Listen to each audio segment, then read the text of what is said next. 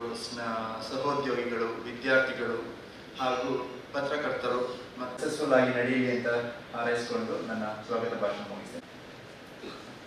ದೀಪ ಹಚ್ಚುವ ಪರಂಪರೆಯನ್ನು ನಾವು ವೇದಿಕೆಯ ಮೇಲಿರುವ ಗಣ್ಯರು ದೀಪ ಪ್ರಜ್ವಲನೆ ಮಾಡುವ ಮೂಲಕ ಹೊಂಬೆಳಕೆ ಹೃದಯದ ಆಕಾಶದೊಳಗೆ ಉದಿಸಿ ಬಾ ಹೊಂಬೆಳಕೆ ಸದಯದಲ್ಲಿ ಮುನ್ನಡೆಸು ಅರಿವು ಬೆಳಕೆ ಮಧುರವಾಗಲಿ ಬದುಕು ಹಿಂಗಿ ಹೋಗಲಿ ಅಳುಕು ಮುದವರಲ್ಲಿ ಬರಲೆಂದೇ ಎದೆಯ ಬಯಕೆ ಎದೆಯೊಳುದಿಸಿದ ಬೆಳಕು ವದನದಲ್ಲಿ ಬೆಳಗಿರಲಿ ಹದವಾಗಿ ಹಸನಿಸಲಿ ಜೀವನದೆಯು ಸದಮಗ ವಿವೇಕ ಸುಮ ಮಗಿಸಿ ಆನಂದ ಸುಧೆಯ ಸುಮನಸರಾಗಲೆಲ್ಲ ನರರು ಸತ್ವಚೇತನವಾಗಿ ಸತ್ಯ ದೀಪನವಾಗಿ ಕತ್ತಲೆಯ ಕೊತ್ತಳವ ಕಳೆದೊಳೆಯ ಬಾ ಬಿತ್ತರದ ಬಾಳ ಪಥವನ್ನು ತೋರು ಕೃಪೆ ಬೀರು ಉತ್ತಮಿಕೆಯನ್ನು ಹರಸು ಮುಂದೆ ನಡೆಸು ಎಲ್ಲ ಮತಿಮತ ಮೀದ ನನ್ನಿ ಬೇರುಂಟೆಂಬ ಸೊಲ್ಲ ಮಿನುಗಿಸು ಎಂಬ ಮನಗಳೊಳಗೆ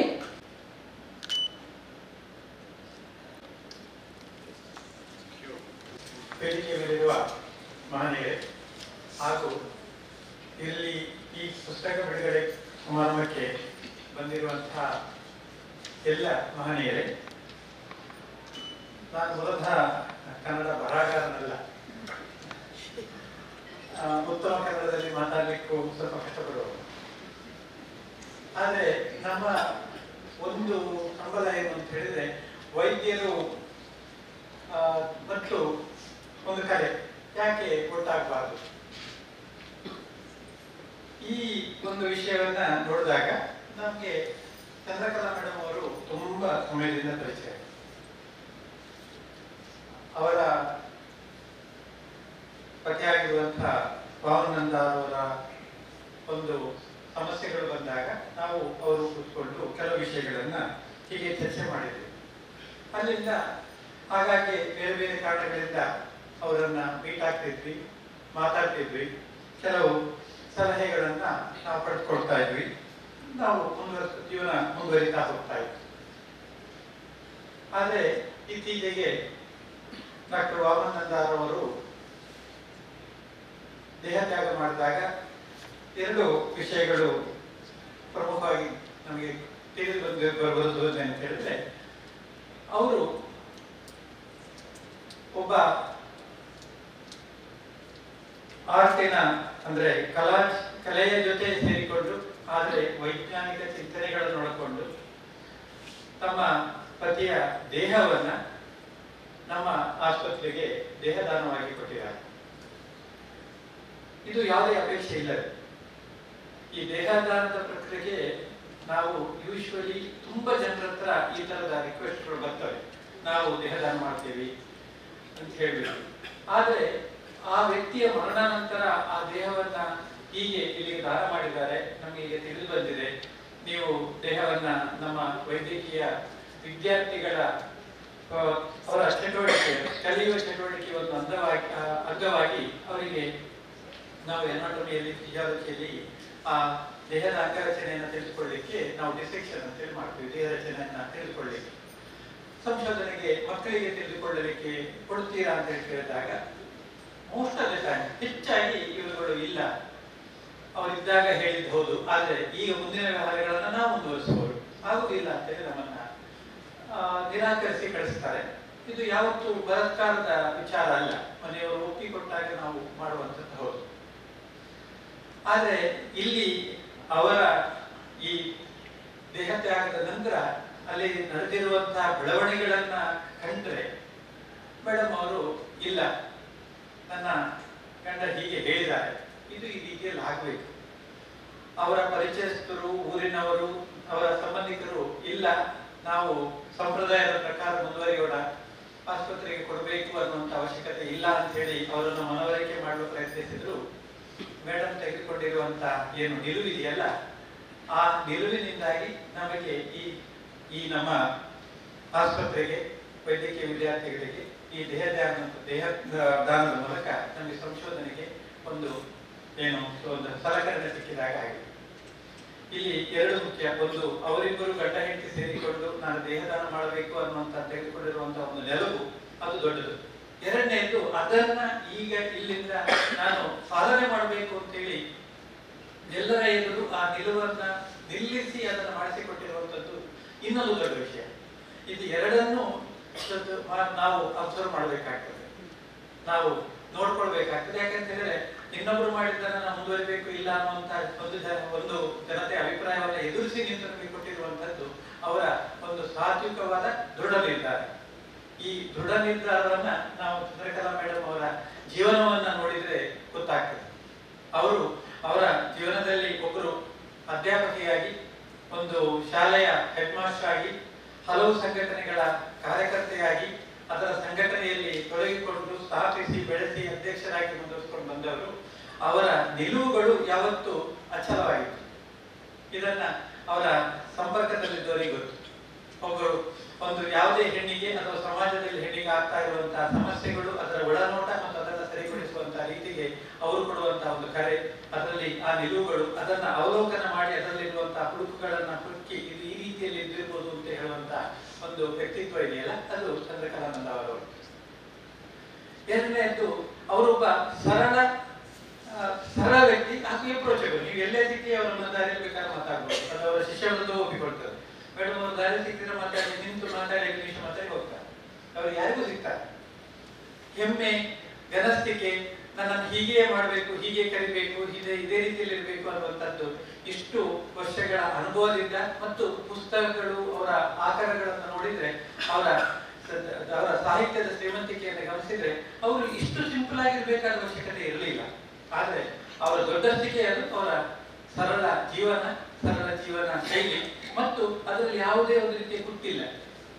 ಆ ಕುಟ್ಟಿಲ್ಲ ಅನ್ನುವಂಥದ್ದನ್ನೇ ನಾನು ಗಮನಿಸ್ತಾ ಇರೋದು ಏನು ಅಂತ ಹೇಳಿದ್ರೆ, ಅವರ ಪತಿದೇವರಿಗೆ ನಾವು ಏನು ಈ ಡಿಮೆನ್ಷಿಯಾ ಕಾಯಿಲೆ ಬಂದಿತ್ತು, ಅದರ ಇಡೀ ಪ್ರಯಾಣವನ್ನ ಮನದಟ್ಟು ಆಗುವ ಹಾಗೆ ಅವರು ಪುಸ್ತಕ ರೂಪದಲ್ಲಿ ಇರಿಸಿದ್ದಾರೆ.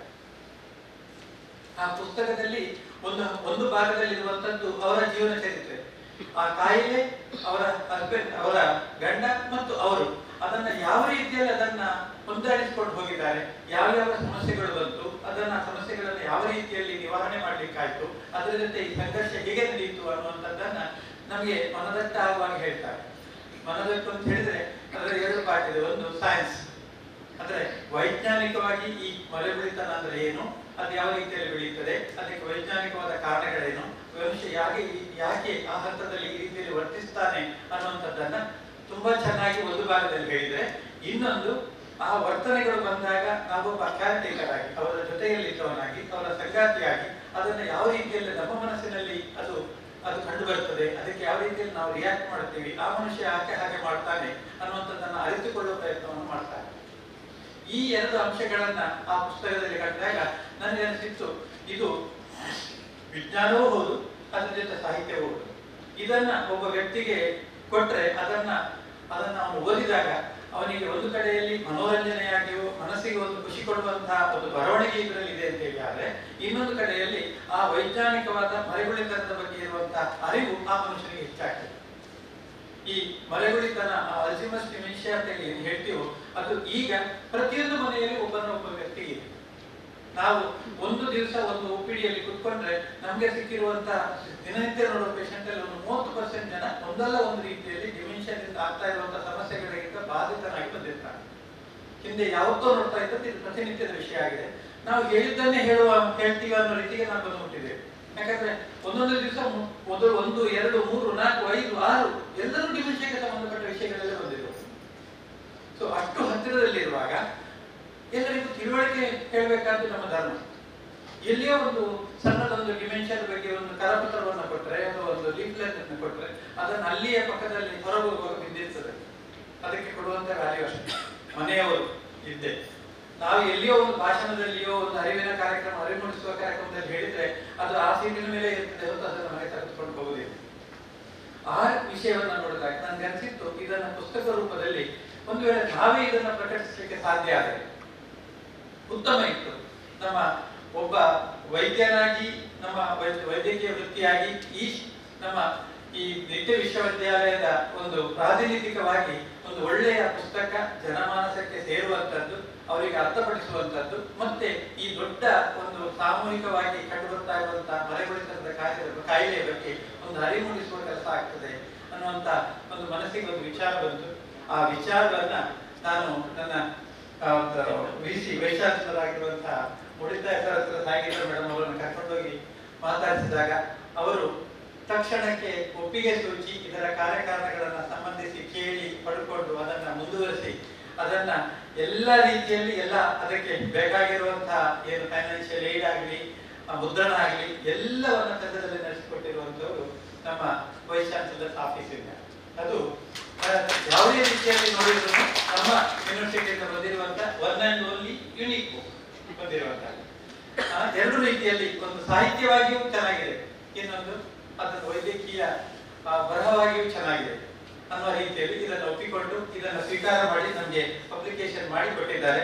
ಅದು ನಾನು ನನ್ನ ವೈಸ್ ಚಾನ್ಸಲರ್ ಅವರನ್ನ ನಾನು ಅಭಿನಂದಿಸ್ತೀನಿ ಈ ವಿಚಾರಕ್ಕೆ.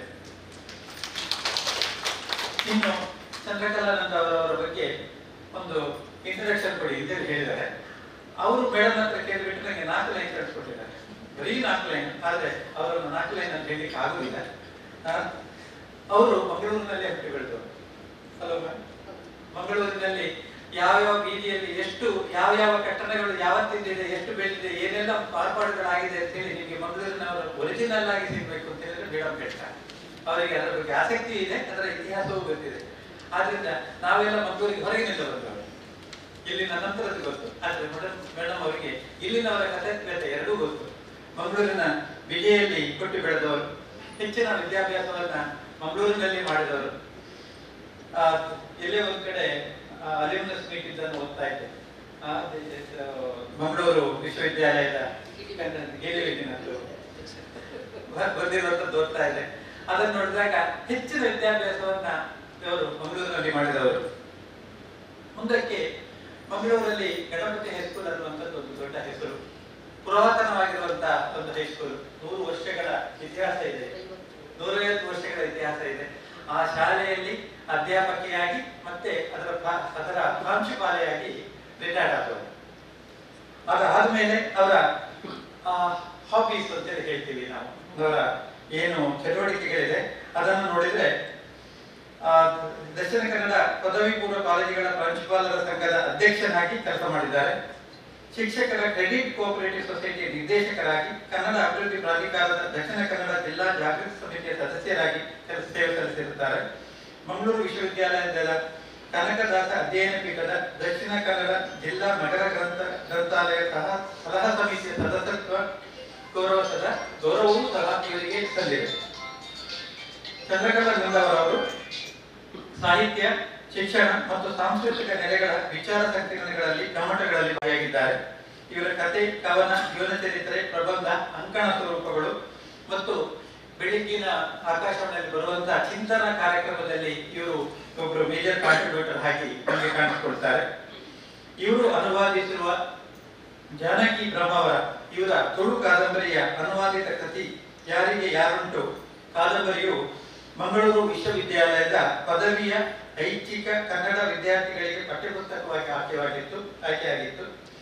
ಕೈಯಾರರ ಕಾವ್ಯ ಅನ್ನುವಂತಹ ವಿಮರ್ಶಾ ಲೇಖನಗಳ ಸಂಕಲನವನ್ನು ಮಂಗಳೂರು ವಿವಿಧ ವಿಶ್ವವಿದ್ಯಾಲಯದ ಪ್ರಸಾರಾಂಗ ಪ್ರಕಟಿಸಿದೆ. ಇತರ ಕೃತಿಗಳಲ್ಲಿ ಪ್ರೊಫೆಸರ್ ಎಂ ಮರಿಯಪ್ಪ ಭಟ್ಟರ ಜೀವನ ಚರಿತ್ರೆಯ ಹೊತ್ತಗೆ, ನಾವು ಪ್ರಾಮಾಣಿಕರೇ, ಮತ್ತೆ ಚಿತ್ತಾರ, ಬರೆಗೆಳತಿ, ಕವನ ಸಂಕಲನಗಳು, ಹೊಸ್ತಿಲಿನಿಂದೀಚೆಗೆ ಪ್ರಬಂಧ ಮತ್ತು ಭಾಷಣಗಳ ಸಂಗ್ರಹ ಹಾಗೂ ಮುಖಾಮುಖಿ, ಮನೆ ಲೆಕ್ಕ, ಭೂಮಿ ದುಂಡೆಗಿದೆ ಎನ್ನುವಂತಹ ಕಥಾ ಸಂಕಲನಗಳು ಇವರಿಂದ ರಚನೆಯಾಗಿದೆ. ಸಾಕ್ಷರತಾ ಆಂದೋಲನದ ಸಮಯದಲ್ಲಿ ವಯಸ್ಕರ ನಿರಂತರ ಕಲಿಕೆಯ ಪಠ್ಯಪುಸ್ತಕ ಅಜ್ಜಿ, ಅಮ್ಮ, ಮಗಳು, ಮಾತು, ಓದು, ಬರಹ ಇವುಗಳು ಆ ಸಮಯದಲ್ಲಿ ರಚಿತವಾಗಿರುವಂತದ್ದು. ರೇಡಿಯೋ ಚಿಂತನೆಗಳ ಸಂಗ್ರಹ, ಅದು ನಾನು ಓದಿದ್ದೇನೆ, ತುಂಬಾ ಚೆನ್ನಾಗಿದೆ. ಹೆಣ್ಣಿಗೆ ವರ್ತಮಾನವಿಲ್ಲವೇ ಎನ್ನುವಂತಹ ಚಿಂತನೆ, ನನ್ನೂರು, ನನ್ನ ಜನ, ಅಂಕಣಗಳ ಸಂಕಲನ ಮುಂತಾದ ಕೃತಿಗಳು ಇವರ ಏನು ರೈಟಿಂಗ್ಸ್, ಬರವಣಿಗೆಯ ಮೂಲಕ ಬಂದಿರುವಂತಹ ಒಂದಷ್ಟು ಪುಸ್ತಕಗಳು. ಇವರು ಕರಾವಳಿ ಲೇಖಕಿಯರ ವಾಚಕಿಯರ ಸಂಘದ ಸ್ಥಾಪಕ ಸದಸ್ಯೆಯಾಗಿ ನಂತರ ವಿವಿಧ ಹುದ್ದೆಗಳ ಜವಾಬ್ದಾರಿಯನ್ನ ನಿರ್ವಹಣೆ ಮಾಡಿರುತ್ತಾರೆ. ಸ್ತ್ರೀ ಶೋಷಣೆಯ ವಿರುದ್ಧ, ಹೆಣ್ಣಿನ ಅಭಿವೃದ್ಧಿ ಸ್ವಾತಂತ್ರ್ಯದ ಧಕ್ಕೆ ಉಂಟಾದಾಗ ದಿಟ್ಟ ನಿಲುವು ತಾಳಿ ಇವರು ರೂಪಿಸಿದ ಕಾರ್ಯಕ್ರಮಗಳು ಹಲವಾರು. ಇವರು ಈಗ ನಮ್ಮ ಇನ್ನೊಂದು ಪುಸ್ತಕ ಅವರ ಬರವಣಿಗೆಯಿಂದ ಬರ್ತಾ ಇದೆ.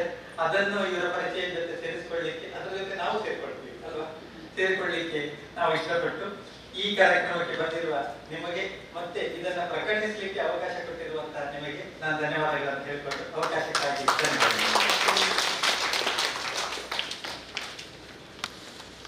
ಧನ್ಯವಾದಗಳು ಸರ್. ಲೇಖಕಿಯ ಪರಿಚಯದೊಡನೆ ಲೋಕಾರ್ಪಣೆಗೊಳ್ಳಲಿರುವ ಗ್ರಂಥದ ಕುರಿತು ತಿಳಿದುಕೊಳ್ಳುವ ಹಂಬಲವೂ ಕೂಡ ನಮ್ಮದು. ಬರಹ ಮತ್ತು ಅದರ ತಿರುಳನ್ನು ತಿಳಿಸಲು ನಮ್ಮೊಂದಿಗೆ ನಮ್ಮ ಮುಖ್ಯ ಅತಿಥಿಯವರಿದ್ದಾರೆ ಪ್ರೊಫೆಸರ್ ಡಾಕ್ಟರ್ ಕೆ.ಎಸ್. ಪವಿತ್ರ ಅವರನ್ನ ಶ್ರುತಿಯಲ್ಲಿ ಪರಿಚಯಿಸಬೇಕು. ವೈದ್ಯಕೀಯ ಪದವಿ ಹಾಗೂ ನಿಮಾನ್ಸ್ ನಿಂದ ಮಾನಸಿಕ ವೈದ್ಯಶಾಸ್ತ್ರದಲ್ಲಿ ಸ್ನಾತಕೋತ್ತರ ಪದವಿ ಪಡೆದಿರುವ ಡಾಕ್ಟರ್ ಕೆ.ಎಸ್. ಪವಿತ್ರ ಅವರದು ಬಹುಮುಖ ಪ್ರತಿಭೆ. ಲೇಖಕಿ, ಸಂಶೋಧಕಿ, ಪ್ರಾಧ್ಯಾಪಕಿಯಾಗಿ 63 ಪುಸ್ತಕಗಳನ್ನು ಪ್ರಕಟಿಸಿರುವ ಇವರು ಸೃಜನಶೀಲತೆ ಮತ್ತು ಮಾನಸಿಕ ಆರೋಗ್ಯದ ಬಗ್ಗೆ 2 ಪುಸ್ತಕಗಳ ಸಂಪಾದಕಿಯೂ ಹೌದು. ಅವರ ಸಂಶೋಧನಾ ಲೇಖನಗಳು ಅನೇಕ ಅಂತಾರಾಷ್ಟ್ರೀಯ ಹಾಗೂ ರಾಷ್ಟ್ರೀಯ ಸಂಶೋಧನಾ ಪತ್ರಿಕೆಗಳಲ್ಲಿ, ಜರ್ನಲ್ಗಳಲ್ಲಿ ಪ್ರಕಟವಾಗಿದೆ. ದೆಹಲಿಯ ಮಿನಿಸ್ಟ್ರಿ ಆಫ್ ಕಲ್ಚರ್ ನಿಂದ ಜೂನಿಯರ್ ಮತ್ತು ಸೀನಿಯರ್ 2 ಫೆಲೋಶಿಪ್ಗಳನ್ನು ಪಡೆದು ಕನ್ನಡ ಸಾಹಿತ್ಯ, ನೃತ್ಯ ಹಾಗೂ ನೃತ್ಯ ಮತ್ತು ಆರೋಗ್ಯ ಎಂಬ ವಿಷಯಗಳ ಬಗ್ಗೆ ಸಂಶೋಧನೆ ನಡೆಸಿದವರು. ಹಲವಾರು ಅಂತಾರಾಷ್ಟ್ರೀಯ, ರಾಷ್ಟ್ರೀಯ ಮತ್ತು ರಾಜ್ಯ ಮಟ್ಟದ ರಿಸರ್ಚ್ ಫೆಲೋಶಿಪ್ ಪಡೆದಿರುವುದು ಮಾತ್ರವಲ್ಲದೆ ಯುನೆಸ್ಕೋ ಮೀಡಿಯಾ ಅವಾರ್ಡ್, ಕನ್ನಡ ಸಾಹಿತ್ಯ ಅಕಾಡೆಮಿ ಹಾಗೂ ಕರ್ನಾಟಕ ವಿಜ್ಞಾನ ಮತ್ತು ತಂತ್ರಜ್ಞಾನ ಅಕಾಡೆಮಿ ಪ್ರಶಸ್ತಿಯೂ ಸೇರಿದಂತೆ ಹಲವಾರು ಪ್ರಶಸ್ತಿಗಳನ್ನು ಪಡೆದು ಆ ಪ್ರಶಸ್ತಿಗಳ ಮೌಲ್ಯವನ್ನು ಹೆಚ್ಚಿಸಿದವರು. ಅವರ ಕಲಿಕೆಯ ವಿಸ್ತಾರವೆಷ್ಟಿದೆ ಎಂಬುದನ್ನು ಸ್ಥೂಲವಾಗಿ ತಿಳಿಯಬೇಕೆಂದರೆ ಅವರ ಕಲಿಕಾ ಕ್ಷೇತ್ರವನ್ನು ತಿಳಿದುಕೊಳ್ಳಬೇಕಾಗುತ್ತದೆ. ವೈದ್ಯಕೀಯ ಸ್ನಾತಕೋತ್ತರ ಪದವಿಯೊಂದಿಗೆ ಕನ್ನಡ ಹಾಗೂ ಸಮೂಹ ಸಂವಹನ ಮತ್ತು ಪತ್ರಿಕೋದ್ಯಮಗಳಲ್ಲಿ ಸ್ನಾತಕೋತ್ತರ ಪದವಿಯನ್ನು ಪ್ರಥಮ ರ್ಯಾಂಕ್ ಮತ್ತು ಬಂಗಾರದ ಪದಕದೊಂದಿಗೆ ಪಡೆದಿರುವ ಇವರ ಸಾಧನೆಯ ಕ್ಷೇತ್ರಗಳು ಭರತನಾಟ್ಯ, ಕರ್ನಾಟಕ ಸಾಹಿತ್ಯ, ವೀಣಾವಾದನ, ಸಂಸ್ಕೃತ ಮತ್ತು ಕನ್ನಡ ಸಾಹಿತ್ಯ, ಯೋಗ ಮತ್ತು ಕಳರಿಪಯಟ್. ನಾಟ್ಯ ವೇದಿಕೆಯಲ್ಲಿ ನಾಟ್ಯಗಾರ್ತಿಯಾಗಿ, ಕೊರಿಯೋಗ್ರಾಫರ್ ಆಗಿ, ಗುರುವಾಗಿ ಮಾತ್ರವಲ್ಲದೆ ಮನಸ್ಸಂಶೋಧನೆ ಕಲಾ ಎಂಬ ಧ್ಯೇಯವನ್ನಿರಿಸಿಕೊಂಡ ಶ್ರೀ ವಿಜಯ ಕಲಾ ನಿಕೇತನ ಸ್ಥಾಪಕ ನಿರ್ದೇಶಕಿಯೂ ಆಗಿದ್ದರು. ಇವರು 2024ರಲ್ಲಿ ಕರ್ನಾಟಕದ ರಾಜ್ಯಪಾಲರಿಂದ 3 ವರ್ಷಗಳ ಅವಧಿಗೆ ಶಿವಮೊಗ್ಗ ಜಿಲ್ಲಾ ಬಾಲ ನ್ಯಾಯಮಂಡಳಿಯ ಸದಸ್ಯರಾಗಿ ನೇಮಕಗೊಂಡಿದ್ದಾರೆ. Professor doctor KS. ಪವಿತ್ರ ಸಾಹಿತ್ಯ ಕಲೆಗಳನ್ನು ಅನುಭವಿಸಿ ಮಾತನಾಡುವ ವೈದ್ಯೆ. ಈಗ ಕಾಲ ಕಟ್ಟಿದ ಕನಸು ಪುಸ್ತಕದ ಬಗ್ಗೆ ತಮ್ಮ ಮಾತುಗಳು.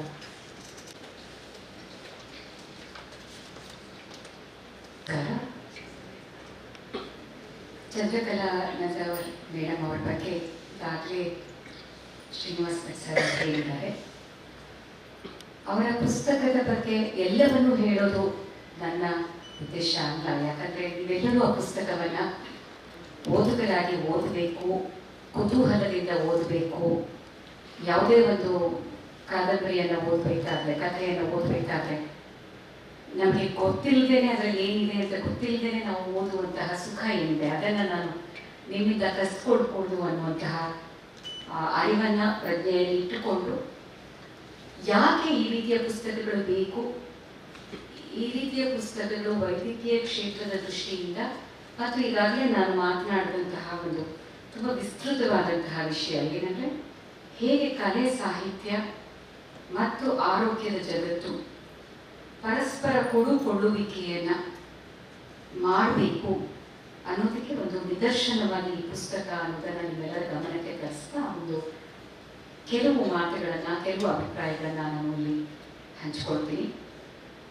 ಒಬ್ಬ ವಿಜ್ಞಾನದ ವಿದ್ಯಾರ್ಥಿಯಾಗಿ, ಒಬ್ಬ ವೈದ್ಯಕೀಯ ಸಾಹಿತಿಯಾಗಿ ಮತ್ತು ವೈದ್ಯೆಯಾಗಿ ನಾನು ಸಾಹಿತ್ಯ ಅನ್ನುವಂತಹ ಒಂದು ಮಾಧ್ಯಮವನ್ನು, ಒಂದು ಮೀಡಿಯಮನ್ನು ಒಂದು ತುಂಬ ಒಳ್ಳೆಯ ಸಂವಹನ ಮಾಧ್ಯಮವನ್ನಾಗಿ ನಾನು ನೋಡ್ತೀನಿ. ಯಾಕೆ ಮಾತನ್ನ ಹೇಳ್ತೀನಿ ಅಂತಂದರೆ, ಒಬ್ಬ ಮಾರ್ಗರೆಟ್ ಆಟ್ವುಡ್ ಅನ್ನುವಂತಹ ಕೆನಡಿಯನ್ ಲೇಖಕಿ ಹೇಳ್ತಾಳೆ ಏನಂತ, in the end we all will become stories ಅಂತ. ಅಂದರೆ ಕೊನೆಯಲ್ಲಿ ನಾವೆಲ್ಲರೂ ಕಥೆಗಳೇ ಆಗ್ತೇವೆ ಅಂತ. ಆದರೆ ಪ್ರತಿನಿತ್ಯ ನೋವನ್ನು, ರೋಗದ ಅನುಭವಗಳನ್ನು ನಾನು ಕೇಳಬೇಕಾದ್ರೆ ಈ ನೋವಿನ ಅನುಭವಗಳನ್ನೆಲ್ಲವನ್ನೂ ಕೂಡ ಕಥೆಗಳನ್ನಾಗಿ ಜನ ಬರೆಯೋ ಹಾಗಿದ್ರೆ ಎಷ್ಟೆಲ್ಲ ಒಂದು ನೋವಿನ ಸಾಹಿತ್ಯ ಅಂತಲೇ ನಾವು ಮಾಡಬಹುದಾಗಿತ್ತು ಅಂತ ನನಗೆ ಅನಿಸುತ್ತೆ. ಹಾಗಾಗಿ ಚಂದ್ರಕಲಾ ನಂದವರ್ ಅವರ ಪುಸ್ತಕದ ತುಂಬ ಬಹುಮುಖ್ಯ ಶಕ್ತಿ ಏನು ಅಂತಂದ್ರೆ ಅದು ಕೇವಲ ಅನುಭವ ಕಥನ ಮಾತ್ರ ಅಲ್ಲ, ಒಂದು ಸಾಹಿತ್ಯಿಕ ಕೃತಿಯೂ ಹೌದು. ಯಾಕೆ ಈ ಮಾತನ್ನು ಹೇಳ್ತಾ ಇದ್ದೀನಿ ಅಂದ್ರೆ, ನಮ್ಮ ಕನ್ನಡದಲ್ಲಿ ಈ ರೀತಿಯ ರೋಗಿಯ ಆತ್ಮೀಯರ ಅನುಭವ ಕಥನಗಳು ಬಂದಿರುವುದು ತುಂಬಾ ಕಡಿಮೆ, ಅಲ್ಲಲ್ಲಿ ಅನ್ನೋ ಹಾಗೆ ಮಾತ್ರ ಬಂದಿರುವಂಥದ್ದು. ಇಂಗ್ಲಿಷ್ನಲ್ಲಿ ಹಾಗಲ್ಲ.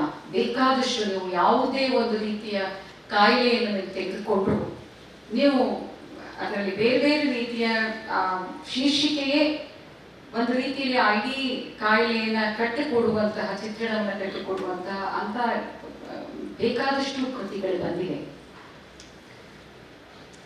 ಆದ್ರೆ ಕನ್ನಡದಲ್ಲಿ ನಾವು ಗುರುತಿಸಬಹುದು ಅಂತಂದ್ರೆ ವಿ ಭಾರತಿಯವರ ಸಾಸಿವೆ ತಂದವಳು ಅನ್ನುವಂತಹ ಕೃತಿಯನ್ನು ನೀವೆಲ್ಲರೂ ನಿಮ್ಮಲ್ಲಿ ಕೆಲವರಾದ್ರೂ ಓದಿರಬಹುದು ಅಂತ ನಾನು ಅಂದ್ಕೊಳ್ತೀನಿ. ಅಂದ್ರೆ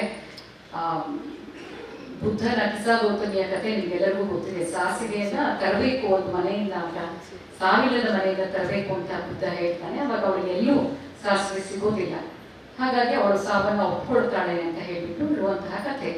ಸಾಸಿವೆ ತಂದವಳು ಅನ್ನುವಂತಹ ವಿ ಭಾರತಿಯವರ ಕ್ಯಾನ್ಸರ್ ಗೆದ್ದ ಕಥಾನಕ ಸಾಸಿವೆಯನ್ನು ತಂದವಳು ಅನ್ನುವಂತಹ ಶೀರ್ಷಿಕೆಯನ್ನು ಅವರಲ್ಲಿ ಕೊಟ್ಟಿದ್ದಾರೆ. ಅಂದ್ರೆ ಕ್ಯಾನ್ಸರ್ ಅನ್ನ ಗೆದ್ದು ತಾನು ಬದುಕುಳಿದಂತಹ ಕಥನವನ್ನ ಅವರು ಆ ಸಾಸಿವೆ ತಂದವಳು ಅನ್ನುವಂತಹ ಕಥನವನ್ನು ಅವರು ಕೊಟ್ಟಿದ್ದಾರೆ. ಹಾಗೇನೆ ಸ್ನೇಹ ಮನೋರೋಗಿಯ ಆತ್ಮಕಥೆ ಅನ್ನುವಂತಹ ಮತ್ತೊಂದು ಬೈಪೋಲಾರ್ ಅಫೆಕ್ಟಿವ್ ಡಿಸಾರ್ಡರ್, ಉನ್ಮಾದ ಮತ್ತು ಖಿನ್ನತೆಯ ಕಾಯಿಲೆಯ ಒಂದು ಮನೋರೋಗದ ಒಂದು ಕಥೆಯು ಕೂಡ ಕನ್ನಡದಲ್ಲಿದೆ. ಅದು ನವಕರ್ನಾಟಕದಂತಹ ತುಂಬಾ ದೊಡ್ಡ ಪ್ರತಿಷ್ಠಿತ ಪ್ರಕಾಶನದಿಂದ ಬಂದಿದ್ರು ಕೂಡ ಅದು ಹೆಚ್ಚು ಜನಪ್ರಿಯವಾಗಿಲ್ಲ, ತುಂಬಾ ಜನರಿಗೆ ಗೊತ್ತಿಲ್ಲ ಅನ್ನೋದು ಒಂದು ಅಚ್ಚರಿಯ ವಿಷಾದದ ಸಂಗತಿ ಅಂತಲೇ ನಾವು ಹೇಳ್ಬೋದು. ಹೀಗೆ ನಾವು ವಿರಳವಾಗಿ ಅಲ್ಲಲ್ಲಿ ಎಲ್ಲೋ ಒಂದೊಂದು ಕಡೆ ನಾವು ನೋಡ್ತಾ ಇರಬೇಕಾದ್ರೆ ಚಂದ್ರಕಲಾನಂದವರವರ ಈ ಕೃತಿ ಏನಿದೆ ಇದು ತುಂಬಾ ಗಮನಾರ್ಹವಾದ ಒಂದು ಸ್ಥಾನವನ್ನ ಪಡೆಯುತ್ತೆ ಅಂತ ನನಗನ್ಸುತ್ತೆ. ತೀವ್ರವಾದ ಅನುಭವ ಇರಬೇಕು. ಈಗ ನಾವೆಲ್ಲರೂ ನೋಡ್ತಾ ಇರ್ತೀವಿ, ಈಗ ಎಷ್ಟೋ ಜನ ಏನೋ ಒಬ್ರು ಭಿಕ್ಷೆ ಬೇಡಿದ್ದೆ ನೋಡ್ಬೋದು, ಒಬ್ರು ನರಳ್ತಾ ಇರೋದನ್ನ ನೋಡಬಹುದು. ಹಾಗಾದ ತಕ್ಷಣ ನಮ್ಗೆಲ್ಲರಿಗೂ ಅದನ್ನ ಕಥೆಯಾಗಿ ಕಾದಂಬರಿಯಾಗಿ ಮಾರ್ಪಡಿಸೋಕೆ ಸಾಧ್ಯ ಇಲ್ವಲ್ಲ. ಅದು ತೀವ್ರವಾಗಿ ನಮ್ಮನ್ನ ತಟ್ಟಬೇಕು. ತಟ್ಟಿದ ಮೇಲೆ ನಮ್ಮ ಮನಸ್ಥಿತಿ ಅದನ್ನ ಒಂದು ಕಥೆಯಾಗಿಸುವ ಹಾಗೆ, ಅದರಲ್ಲಿ ಒಂದು ಸಂದೇಶ ಬೇರೆಯವರಿಗೆ ತಲುಪುವ ಹಾಗೆ, ಒಂದು ರಸ ಅದರಲ್ಲಿ ಸೃಷ್ಟಿಯಾಗುವಂತಹ ಆ ಒಂದು ಉತ್ಪನ್ನವನ್ನ, ಪ್ರಾಡಕ್ಟ್ ಅನ್ನ ನಾವು ಮಾಡಬೇಕು. ಅದಷ್ಟು ಸುಲಭವಾದಂತಹ ಕೆಲಸ ಅಲ್ಲ.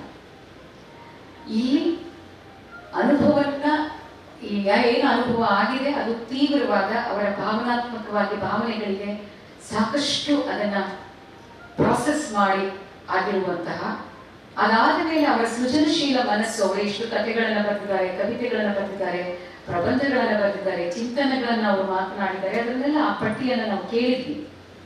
ಅಂತಹ ಸೃಜನಶೀಲ ಮನಸ್ಸು ಇಲ್ಲಿ ಕೆಲಸ ಮಾಡಿ ಕೇವಲ ಒಂದು ಅನುಭವವಾಗಿ ಒಂದು ವೈಯಕ್ತಿಕವಾದ ಒಂದು ಘಟನೆಯಾಗಿ ಆಗೋದಕ್ಕೆ ಸೀಮಿತವಾಗಿಸಿದೆ. ಒಂದು ಕಲೆಕ್ಟಿವ್ ಅನ್ಕಾನ್ಶಿಯಸ್ ಅನ್ನುವಂತಹ ಮಾತನ್ನ C.G. ಯೂಂಗ್ ಅನ್ನುವಂತಹ ಮನೋವಿಜ್ಞಾನಿ ಹೇಳ್ತಾನೆ. ಅಂದ್ರೆ ನಮ್ಗೆಲ್ಲರಿಗೂ ಕೂಡ ಒಂದು ಸಮಷ್ಟಿ ಪ್ರಜ್ಞೆ ಅನ್ನುವಂಥದ್ದಿದೆ ಅಂತ. ಸಾಹಿತ್ಯ ಒಂದು ಸಂಸ್ಕೃತಿಯಲ್ಲಿ ಇರುವಂತಹ ಸಾಹಿತ್ಯ ಕಲೆಗಳು ಆ ಸಮಷ್ಟಿ ಪ್ರಜ್ಞೆಯನ್ನ ಮುಟ್ಟುವಂತಹ ಒಂದು ತುಂಬಾ ಗುರುತರವಾದ ಕಾರ್ಯವನ್ನು ನಾವು ಮಾಡ್ತವೆ. ಅಂತಹ ಒಂದು ಸಮಷ್ಟಿ ಕಾರ್ಯವನ್ನ, ಆ ಸಮಷ್ಟಿ ಪ್ರಜ್ಞೆಯನ್ನ ತಲುಪುವಂತಹ ಕೆಲಸವನ್ನ ಈ ಕೃತಿ ಮಾಡಿರುವುದು ನನಗೆ ತುಂಬಾ ಸಂತೋಷದ ವಿಷಯವಾಗಿ ಅನಿಸುತ್ತೆ. ಯಾಕಂದ್ರೆ ಯಾವುದೇ ಒಂದು ಮಾನವನ ನರಳುವಿಕೆ ಇದೆ, ಅದಕ್ಕೆ ಎರಡು ಮುಖ್ಯವಾದ ರೀತಿಗಳಿದೆ. ಒಂದು, ನಾವು ದೂರದಿಂದ ನಿಂತ್ಕೊಂಡು ಇವ್ರು ನರಳ್ತಾ ಇದ್ದಾರಲ್ಲ ಅಯ್ಯೋ ಪಾಪ ಅನ್ನುವಂತಹ ನೋಡುವಂತಹ ಒಂದು ಸ್ಥಿತಿ. ಇನ್ನೊಂದು ಆತ್ಮಾನುಭೂತಿಯಿಂದ ನೋಡುವಂಥದ್ದು, ಅಂದ್ರೆ ನಾವೇ ಅವರಾಗಿ ಅದನ್ನ ಕಲ್ಪಿಸಿಕೊಂಡು ನೋಡುವಂಥದ್ದು. ಸಾಹಿತ್ಯ ಅದನ್ನ ಸಾಧ್ಯವಾಗಿಸುತ್ತೆ.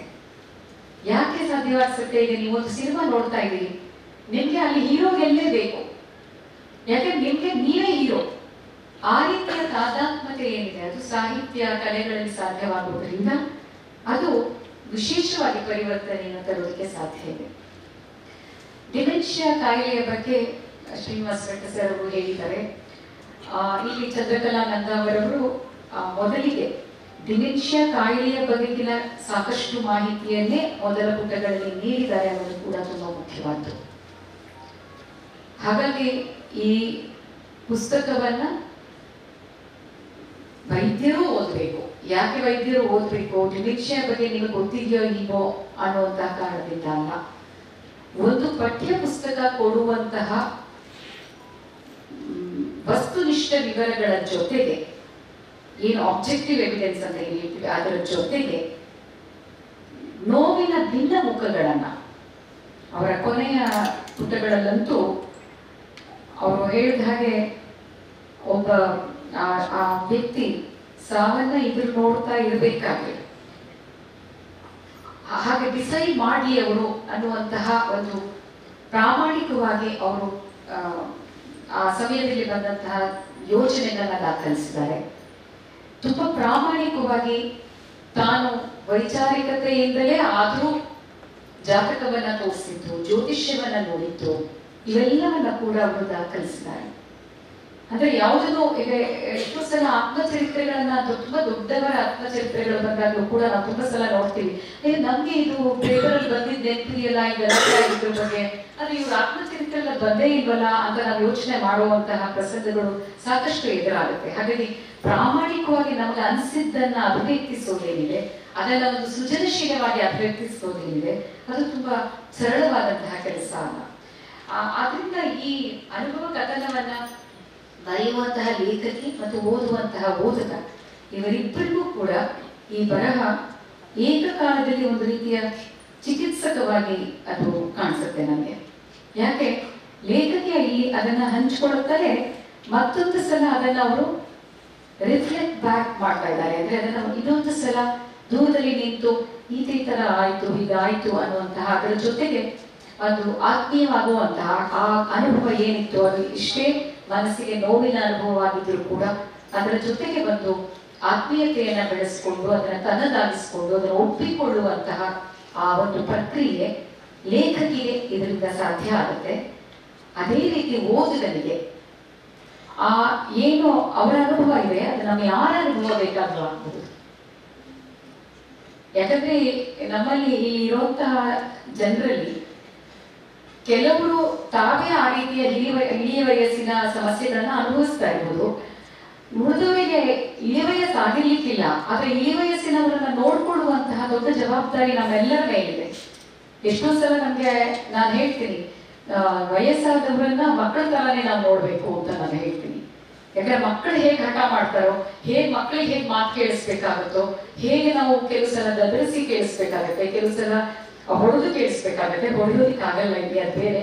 ಆದ್ರೆ ನಾವು ಮತ್ತೆ ಕೆಲವು ಸಲ ಅನುನಯದಿಂದ ಎಲ್ಲೋ ಮಾತು ಮರೆಸಿ ಅದನ್ನ ಮರೆಸ್ಬೇಕಾಗತ್ತೆ. ಇವೆಲ್ಲವನ್ನ ಕೂಡ ಅವರು ನಂದಾವರವರ ಜೊತೆಗೆ ಮಾಡಿದ್ದರ ಸಂಪೂರ್ಣ ವಿವರಗಳು ಕೂಡ ಆ ಪುಸ್ತಕದಲ್ಲಿದೆ. ಅದು ನಮಗೆ ಒಂದು ರೀತಿಯ ಬೇರೆ ಬೇರೆ ಅಭಿಪ್ರಾಯಗಳನ್ನ, ಬೇರೆ ಬೇರೆ ರೀತಿಯ ಐಡಿಯಾಸ್ ಅಂತ ಹೇಳ್ತೀವಲ್ಲ, ಅದನ್ನ ಯೋಚನೆಗಳನ್ನ ನಮಗೆ ಕೊಡೋದಕ್ಕೆ ಸಾಧ್ಯ ಇದೆ. ಹಾಗೇನೆ ಈ ಸಾಸಿವೆ ತಂತ್ರಗಳು ಅನ್ನುವಂತಹ ಪುಸ್ತಕದ ಕೊನೆಯಲ್ಲಿ, ಅದರ ಬೆನ್ನುಡಿಯಲ್ಲಿ ಪ್ರೊಫೆಸರ್ ಯು ಆರ್ ಅನಂತಮೂರ್ತಿ ಅವರು ಬರೆದಂತಹ ಮಾತುಗಳು ಡಾಕ್ಟರ್ ಚಂದ್ರಕಲಾನಂದ ಅವರವರ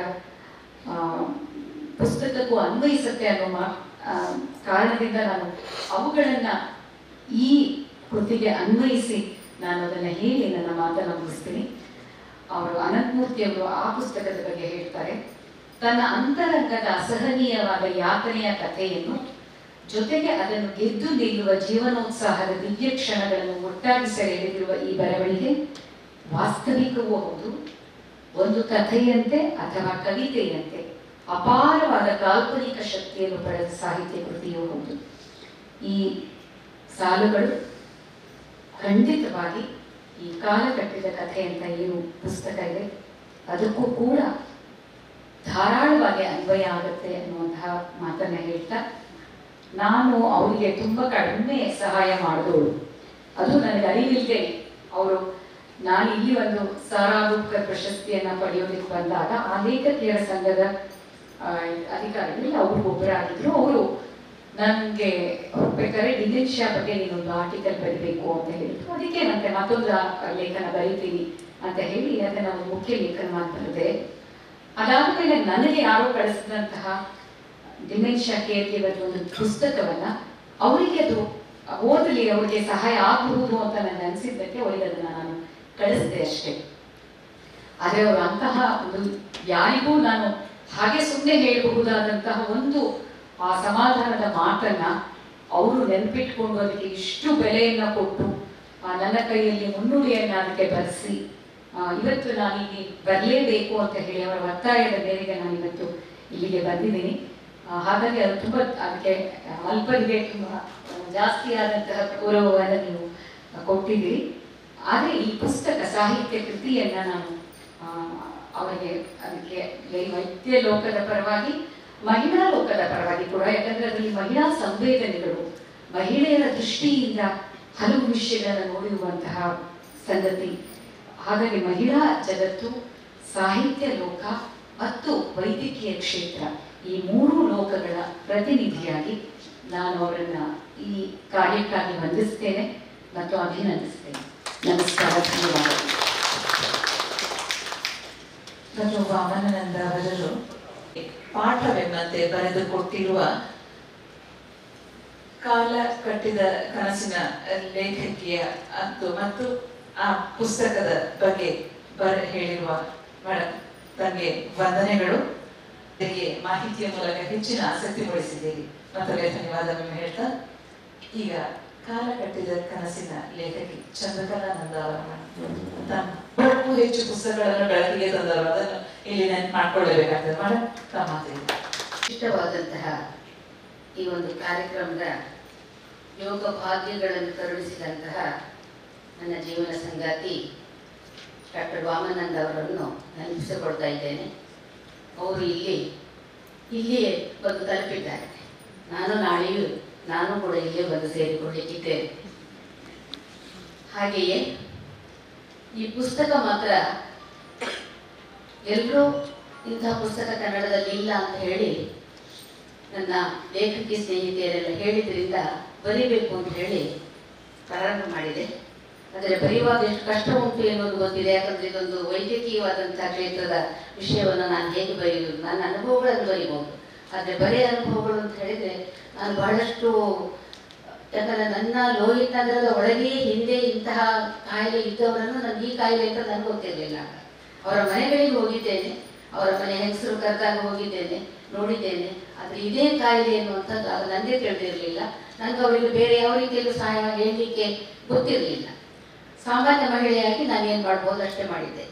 ಆದರೆ ನನಗೆ ಇದು ಅಂಟಿಕೊಂಡಾಗ ಆದಂತಹ ಈ ಸಂದರ್ಭಗಳನ್ನು ಬಹುಶಃ ಬರಿಬೇಕು ಎನ್ನುವಂಥ ಒಂದು ಛಲದಿಂದ ಬರೆದಾಗ ಆದಂತಹ 2 ವಿಷಯಗಳನ್ನು ಈಗಾಗಲೇ ಮೊದಲಿನ ಸೆಷನ್ನಲ್ಲಿ ಡಾಕ್ಟರ್ ಪವಿತ್ರ ಮಾತಾಡಿದ ಹಾಗೆ, ಬರವಣಿಗೆ ಎನ್ನುವುದು ಸ್ವಾಂತ ಸುಖಾಯ ಅಂತ ಯಾವಾಗಲೂ ಹೇಳ್ತಾರೆ. ಆದರೆ ಸ್ವಾಂತ ಸುಖಾಯ ಆದ ಮೇಲೆ ಅದು ಸಮಾಜಮುಖಿಯಾಗಿರ್ತದೆ. ಅದರ ಬದ್ಧತೆ ಸಮಾಜಕ್ಕೆ ಖಂಡಿತವಾದ ಅವಶ್ಯಕತೆ ಇದೆ ಎನ್ನುವುದು ನಾವು ಸಾಹಿತ್ಯದ ವಿದ್ಯಾರ್ಥಿಗಳಾಗಿ ಒಪ್ಪಿಕೊಂಡವರು ಮತ್ತು ಅದೇ ತತ್ವದ ಹಿನ್ನೆಲೆಯಲ್ಲಿ ಬರೆಯುವಂಥವಳು. ಈ ಹಿನ್ನೆಲೆ ಒಳಗೆ ನನಗೆ ಬರೆಯುವಾಗ ಎಷ್ಟು ಕಷ್ಟ ಆಯಿತು ಅಂತ ಹೇಳಿದರೆ, ಅಷ್ಟು 6-7 ವರ್ಷ ನಾನು ನಂದವರನ್ನು ನೋಡಿಕೊಂಡದಕ್ಕಿಂತ ಹೆಚ್ಚು ಕಷ್ಟ ಆಯಿತು ಬರೀಲಿಕ್ಕೆ. ಬಹಳ ಕಷ್ಟ ಆಯಿತು. ಅದು ಯಾವ ರೀತಿ ಅಂತ ನನಗೆ ಈಗ ಹೇಳಲಿಕ್ಕೆ ಗೊತ್ತಿಲ್ಲ. ಯಾಕಂದರೆ ಈಗ ಆ ಕಷ್ಟದಿಂದ ಪಾರಾಗಿದ್ದೇನೆ. ಬರೆದಾದ ಮೇಲೆ ನಾನು ನಿಜವಾಗ್ಲೂ ನಿರಾಳಾಗಿದ್ದೇನೆ, ಮನಸ್ಸಿನಿಂದ ನಿರಾಳಾಗಿದ್ದೇನೆ. ಮೊದಲು ಅವರ ಬಿಡುಗಡೆಯಿಂದ ನನಗೆ ದೈಹಿಕವಾದಂತಹ ಒಂದು ಬಿಡುಗಡೆ ಸಿಕ್ಕಿತ್ತಷ್ಟೇ. ಆದರೆ ಬರೆದ ನಂತರದಲ್ಲಿ ಬಹಳ ಮಾನಸಿಕವಾಗಿ ನಿರಾಳವಾಗಿದ್ದೇನೆ. ಮತ್ತೆ ನನ್ನ ಹಳೆಯ ಧೈರ್ಯ ಪಡ್ಕೊಂಡಿದ್ದೇನೆ ಎನ್ನುವುದು ನನಗೆ ಸ್ವಂತ ಅನುಭವದಲ್ಲಿ ಸಿಕ್ಕಿರುವಂತಹ ಒಂದು ಅಂಶ. ನಾನು ಈ ಪುಸ್ತಕವನ್ನು ಬರೆದು ನನಗೆ ಈ ಸಂದರ್ಭದ ಪ್ರಯಾಣದಲ್ಲಿ ನೆರವಿಗೆ ಬಂದಂತಹ ವೈದ್ಯರುಗಳು ಮೊದಲಿಗೆ ಡಾಕ್ಟರ್ ಕರ್ಕಿಲಾಯರು, ನಮ್ಮ ಕುಟುಂಬದ ವೈದ್ಯರವರು. ಅವರನ್ನು ವೈದ್ಯರನ್ನಾಗಿ ನಾನು ಬಹಳ ಮುಖ್ಯವಾಗಿ ಮೆಚ್ಚಿಕೊಳ್ತೇನೆ ಅಂತ ಹೇಳಿದರೆ, ಅವರು ಯಾವ ರೋಗಿಯನ್ನು ಕೂಡ ಹಣಕಾಸಿನಿಂದ ಪೀಡಿತಗೊಳಿಸುವವರಲ್ಲ ಮತ್ತು ಔಷಧಿಯನ್ನು ಆಹಾರವನ್ನಾಗಿ ಬಳಸಿ ಅಂತ ಇಷ್ಟು ಸಂಖ್ಯೆಗೆ ಕೊಡುವವರು ಕೂಡ ಅಲ್ಲ. 3 ದಿವಸದ್ದು ಅಂತಂದರೆ 3 ದಿವಸಕ್ಕೆ ಕೊಟ್ಟು 4ನೇ ದಿವಸಕ್ಕೆ ಡಾಕ್ಟರ್ ಗುಣ ಆಗಲಿಲ್ಲ ಹೇಳಿದರೆ ಸ್ವಲ್ಪ ಸುಮ್ಮನಿರು, ತನ್ನಷ್ಟಕ್ಕೆ ಗುಣ ಆಗಬೇಕು, ದೇವರಿರುವುದು ಗುಣಪಡಿಸಲಿಕ್ಕೆ ಅಂತ ಹೇಳುವಂಥವ್ರು. ಹಾಗೆ ಅವರ ಬಳಿಗೆ ಹೋಗ್ತಾ ಇದ್ದಾಗ ಕೆಲವು ಅಸಹಜ ವರ್ತನೆಗಳನ್ನು ಕಂಡಾಗ ನಾನು ಅವರ ಹತ್ರ ಹೇಳಿದಾಗ ಡಾಕ್ಟರ್ ಶ್ರೀನಿವಾಸ್ ಭಟ್ರನ್ನು ಪರಿಚಯಿಸಿಕೊಟ್ರು. ಅವರನ್ನು ಹೋಗಿ ನೋಡಿ ಅಂತಂದು ಅಲ್ಲಿ ಹೋದೆವು. ಅಲ್ಲಿ ಹೋದಾಗ ಈಗಾಗಲೇ ಶ್ರೀನಿವಾಸ್ ಭಟ್ರು ಎಷ್ಟು ಆತ್ಮೀಯರಾಗಿದ್ದಾರೆ ಅನ್ನೋದು ಅವರ ಮಾತಿನಲ್ಲೇ ನನಗೆ ಯಾವಾಗಲೂ ಗೊತ್ತಾಗ್ತದೆ. ಮೊನ್ನೆ ಮಾತನಾಡ್ತಾ ಇನ್ನೂ ಹೆಚ್ಚು ಆತ್ಮೀಯರಾದರೆ ಅವರ ಕಸಿನ್ಸ್ ನನ್ನ ಕ್ಲಾಸ್ಮೇಟ್ಸ್ ಇದ್ದರು, ನಾಗವೇಣಿ ಮತ್ತು ಪದ್ಮಾಕ್ಷಿ. ಅದು ನನಗೆ ಬಹಳ ಖುಷಿ ಆಯ್ತು. ಯಾಕಂದ್ರೆ ಎಲ್ಲೋ ಹೋದ್ರೆ ಒಂದು ಈ ಭೂಮಿ ದೊಡ್ಡಗಿದೆ ಅಂತಲೇ ಅನಿಸ್ತಾ ಇರ್ತದಪ್ಪ ನನಗೆ ಯಾವಾಗಲೂ ಹಾಗೆ ಅನಿಸ್ತದಲ್ಲ. ಎಲ್ಲೋ ಹೋದ್ರು ನನಗೆ ಎಲ್ಲರೂ ಕೇಳ್ತಾರೆ ಇಷ್ಟು ವೃತ್ತ ಹೇಗೆ ಅಂತ, ಅದು ಗೊತ್ತಿಲ್ಲ ನನಗೆ. ಎಲ್ಲರೂ ಹಾಗೆ ಬಹಳ ಆತ್ಮೀಯರಾಗಿ ಸಿಕ್ಕಿಬಿಡ್ತಾರೆ. ಆ ಬಳಿಕ ಅಲ್ಝೈಮರ್ಸ್ ಡೇಯನ್ನು ಡಾಕ್ಟರ್ ಪ್ರಭಾಧಿಕಾರಿಯವರು ಪೇಜ್ ಸಂಸ್ಥೆಯಿಂದ ಪುರಭವನದಲ್ಲಿ ಮಾಡಿದ್ದಾರೆ ಎನ್ನುವುದನ್ನು ಪತ್ರಿಕೆಯಲ್ಲಿ ಓದಿದೆ. ಹಾಗೆ ಓದಿದಾಗ ಅವರ ಫೋನ್ ನಂಬರನ್ನು ನನ್ನ ಗೆಳತಿ ಲೀಲಾವತಿಯವರು ಒದಗಿಸಿಕೊಟ್ಟರು. ಅವ್ರ ಹತ್ರ ಮಾತನಾಡಿದೆ, ಅಲ್ಲಿಗೆ ಕರ್ಕೊಂಡು ಹೋದೆ. ಅವರು ಅದರ ಜೊತೆಗೆ ಸ್ವಲ್ಪ ಪಾರ್ಕಿನ್ಸನ್ ಇದೆ ಎನ್ನುವುದನ್ನು ಕೂಡ ಗುರುತಿಸಿದ್ರು. ಆ ಬಳಿಕ ಅವರು ಥೆರಪಿ ಮಾಡ್ತಾ ಇದ್ದಾರೆ, ಆ ಥೆರಪಿಗೆ ಕರ್ಕೊಂಡು ಬನ್ನಿ ಅಂತ ಹೇಳಿದರು. ಆ ಥೆರಪಿಗಿಂತ ಮೊದಲು ನಂತವರೇನು ಅಂತ ಹೇಳಿದ್ರೆ ಯಾರ ಹತ್ರವೂ ಮಾತಾಡೋದಿಲ್ಲ. ನೆಂಟರು ಬಂದರು, ಅವರ ಅಳಿಯ ಬಂದರು, ಮೊಮ್ಮಕ್ಕಳು ಬಂದರು, ಯಾರು ಬಂದರು ಮಾತನಾಡಿದೆ ನೇರವಾಗಿ ತನ್ನ ಮೆರವಣಿಗೆ ಕೋಣೆಗೆ ಹೋಗಿ ಅಲ್ಲಿ ಹೋಗಿ ಏನು ಮಾಡ್ತಿದ್ರು ಅಂತ ನಿಜವಾಗ್ಲೂ ನನಗೆ 1 ವರ್ಷದವರೆಗೂ ಗೊತ್ತಿರಲಿಲ್ಲ. ಈ ಕಬಡ್ಡಿಯಿಂದ ತೆಗೆದ ಪುಸ್ತಕ ಎಲ್ಲ ಕ್ಲಾಸಿಫೈ ಮಾಡಿಟ್ಟದನ್ನು ಎಲ್ಲ ಈಚೆಯಿಂದ ತೆಗೆದು ಇನ್ನೊಂದಕ್ಕೆ ಹಾಕೋದು, ಇನ್ನೊಂದಕ್ಕೆ ತೆಗೆದು ಮತ್ತೊಂದಕ್ಕೆ ಹಾಕೋದು, ಎಲ್ಲ ಚಲ್ಲಾಪಿಲ್ಲಿ ಮಾಡಿ ಹಾಕಿದ್ದಾರೆ. ಯಾರಾದ್ರೂ ಪುಸ್ತಕ ಕೇಳಿದ್ರೆ ಅವರು ಹೇಳೋದು ನನಗೆ ಈ ಪುಸ್ತಕ ಬೇಕು ಅಂತ. ಆ ಪುಸ್ತಕ ನಾವು ಇಟ್ಟ ಜಾಗದಲ್ಲಿ ಇಲ್ಲ. ಅದು ನನಗೆ ತಿಳಿದದ್ದು ಬಹಳ ಸಮಯದ ನಂತರ. ಯಾಕಂದ್ರೆ ಎಲ್ಲ ಹಾಗೆ ಚಂದ ಹಾಗೆ ಮುಚ್ಚಿಕೊಂಡು ಬಂದಿರ್ತಿದ್ರು. ಆ ಹಿನ್ನೆಲೆಯ ಒಳಗೆ ಥೆರಪಿ ಮಾಡಿ ಆದ ಮೇಲೆ ಪ್ರಭಾಧಿಕಾರಿಯವರ ಥೆರಪಿಯ ನಂತರದಲ್ಲಿ ಅವರು ಮನೆಗೆ ಬಂದವರನ್ನು ಪುನಃ ಮೊದಲಿನ ಹಾಗೆ ಮಾತನಾಡಿಸುವುದಕ್ಕೆ ಪ್ರಾರಂಭಗೊಂಡರು. ಆದರೆ ಲೋಕಕ್ಕೆ ಬಂದ ಕೊರೋನಾ ಮತ್ತೆ ಪುನಃ ನಮ್ಮನ್ನು ಒಳಗೆ ಇಟ್ಟುಕೊಂಡದ್ದು ಬಹುಶಃ ಇಂಥ ಕಾಯಿಲೆಯವರಿಗೆ. ಯಾಕಂದ್ರೆ ಯಾವತ್ತೂ ಕೂಡ ಕಾರ್ಯಕ್ರಮಗಳಲ್ಲಿಯೇ ಇಟ್ಟುಕೊಂಡು ಕಾರ್ಯಕ್ರಮಗಳನ್ನು ಮಾಡಿಕೊಂಡೇ ಮೆರವಣಿಗೆಯಲ್ಲಿದ್ದಂಥ ನನ್ನವರಿಗೆ ಮತ್ತು ಈ ನಡುವೆ ಸಾರಾ ಅಬೂಬಕರ್ ಕೂಡ ಅದನ್ನು ಅನುಭವಿಸಿದ್ದಾರೆ. ಅವರಿಬ್ಬರು ಬಹುಶಃ ಒಳಗೆ ಕೈದಿಗಳಾದ ಹಾಗೆ, ಮಾನಸಿಕವಾಗಿ ಕೈದಿಗಳಾದ ಹಾಗೆ ಆಗಿದೆ ಎನ್ನುವಂಥದ್ದು ನನ್ನ ಭಾವನೆ. ಅಲ್ಲಿಂದ ಬಳಿಕ ನನಗೆ ಪವಿತ್ರ ಮೇಡಮ್ ಅವರು ಹೇಳಿದ್ರು, ಅವ್ರು ಏನೋ ಸಣ್ಣ ಒಂದು ಪರಿಹಾರ ಹೇಳಿದಷ್ಟೇ ಅಂತ. ಅದು ಮುಳುಗುವನಿಗೆ ಕಡ್ಡಿ ಆಸರೆ ಅಂತ ನೀವು ಏನ್ ಹೇಳ್ತೀರೋ, ಅದು ಕಡ್ಡಿ ಆಸರೆ ಅಂತ ಹೇಳಿದ್ರೆ ಜೀವವನ್ನೇ ಉಳಿಸ್ತದೆ. ನೀವು ಕಳಿಸಿಕೊಟ್ಟದ್ದು ಅಥವಾ ನಾನು ನಿಮ್ಗೆ ಹೇಳಿದ್ದು, ನಾನು ಇನ್ನೂ 2 ಲೇಖನ ಬರೆದಿದ್ದೀನಿ. ನಾವು ಕ್ಯಾರೆಕ್ಟರ್ಸ್ ಹೇಗೆ ನೋಡಿಕೊಳ್ಬೇಕೆನ್ನುವುದರ ಒಂದು ಪ್ರಶ್ನೆಗಳನ್ನು ಕೇಳಿದಾಗ ಅದಕ್ಕೂ ನೀವು ಲೇಖನಗಳನ್ನು ಬರೆದು ನನಗೆ ವಾಟ್ಸಪ್ ಮಾಡಿ ಕಳಿಸಿದ್ದೀರಿ. ಆಮೇಲೆ ಪುಸ್ತಕ ಕೊಟ್ಟು ಕಳಿಸಿದ್ರು. ವಿಂಗ್ ಕಮಾಂಡರ್ ಧರಂಪಾಲ್ ಸಬರ್ವಾಲ್ ಅವರ ಪುಸ್ತಕಗಳು, ಅಲ್ಝೈಮರ್ಸ್ ಎನ್ನುವಂಥ ಹೆಡಿಂಗ್ನಲ್ಲಿರೋ ಕನ್ನಡ ಪುಸ್ತಕ. ಅದನ್ನು ಕಳಿಸಿದ ಮೇಲೆ ನಾನು ನಿಜವಾಗ್ಲೂ ನನ್ನ ಗಿಲ್ಟಿ ಕಾನ್ಷಿಯಸ್ ಅಥವಾ ಒಂದು ಪಾಪ ಪ್ರಜ್ಞೆ. ಯಾಕಂದ್ರೆ ಗಂಡ ಹೆಂಡತಿ ಇಬ್ಬರೇ ಒಂದು ಮನೆಯಲ್ಲಿರುವಾಗ ಈ ತರದ ವರ್ತನೆಗಳು, ಅಸಹಜವಾದಂತಹ ವರ್ತನೆಗಳು, ಅದನ್ನು ಸುಧಾರಿಸಿಕೊಳ್ಳೋದು ಹೇಗೆ ಅಂತ ಹೇಳುವಾಗ ನಾವು ಮಾಡಿದ ಎಷ್ಟು ಸರಿ ಎಷ್ಟು ತಪ್ಪು ಎನ್ನುವಂತಹ ಒಂದು ಸಂದರ್ಭಗಳು, ಮತ್ತೆ ನನಗೆ ಬರ್ತಾ ಇದ್ದಂತಹ ನೆಗೆಟಿವ್ ಥಾಟ್ಸ್ಗಳೆಲ್ಲ, ಇವುಗಳನ್ನೆಲ್ಲ ಆ ಪುಸ್ತಕ ಓದಿದ ಮೇಲೆ ನಾನು ಗಟ್ಟಿಗೊಂಡಿದ್ದೇನೆ ಅಂತ ಹೇಳುವಂತಹ ಮಾತು. ಆದ್ದರಿಂದ ಅದು ಸಣ್ಣ ವಿಷಯ ಅವರಿಗಾಗಿದ್ರೂ ಕೂಡ ನನ್ನಂಥವಳಿಗೆ ಅದು ಖಂಡಿತವಾದ ಸಣ್ಣ ವಿಷಯ ಅಲ್ಲ. ಮತ್ತು ಅನೇಕ ಲೇಖನಗಳನ್ನು, ಇನ್ನೂ ಕೆಲವು ಲೇಖನಗಳನ್ನು ಅವರು ಬರೆದಿದ್ದಾರೆ. ಅವರ ನನಗೆ ಪವಿತ್ರ ಅಂತ ಹೇಳಿದ್ರೆ ಮೊದಲಿಂದಲೂ ನಾನು ಅವರ ಲೇಖನಗಳನ್ನು ಓದ್ತೇನೆ. ನಾನು ಸಾಹಿತ್ಯ ಆಗಿದ್ರೂ ಕೂಡ ನನಗೆ ಎಲ್ಲ ವಿಷಯಗಳಲ್ಲಿ ಕುತೂಹಲ ಇರುವುದರಿಂದ, ಅದು ಸಂಗೀತದಿರ್ಬೋದು, ನಾಟಕದಿರ್ಬೋದು, ಸಿನಿಮಾದಿರ್ಬೋದು, ಎಲ್ಲವನ್ನೂ ಓದ್ತೇನೆ. ಯಾವುದನ್ನು ಬಿಡುತ್ತಿಲ್ಲ. ಆಟಗಳ ಬಗ್ಗೆ ಓದ್ತೇನೆ ನಾನು. ಆದ್ದರಿಂದ ನನಗೆ ಮೊದಲೇ ಪರಿಚಯ ಇತ್ತು. ಆ ಬಳಿಕ ಅವರು ನಮ್ಮ ವಿಜಯ ಶ್ರೀಧರ ಮಗಳು ಅಂತ ಹೇಳಿ ಬಹಳ ಆತ್ಮೀಯವಾಗ್ತಾರೆ. ಈಗ ನಾನು ಶ್ರೀನಿವಾಸ್ ಭಟ್ ಅಂತ ಹೇಳಿದ ಹಾಗೆ ಆ ಆತ್ಮೀಯತೆ ಎನ್ನುವಂಥದ್ದು, ಇವರು ನಮ್ಮವರೇ ಎನ್ನುವಂಥದ್ದು ಬಹುಶಃ ಇನ್ನೂ ಹೆಚ್ಚು ಶಕ್ತಿಯನ್ನು ನಮಗೆ ಖಂಡಿತ ಕೊಡ್ತದೆ ಅಂತ ನಾನು ಭಾವಿಸಿಕೊಂಡದ್ದು.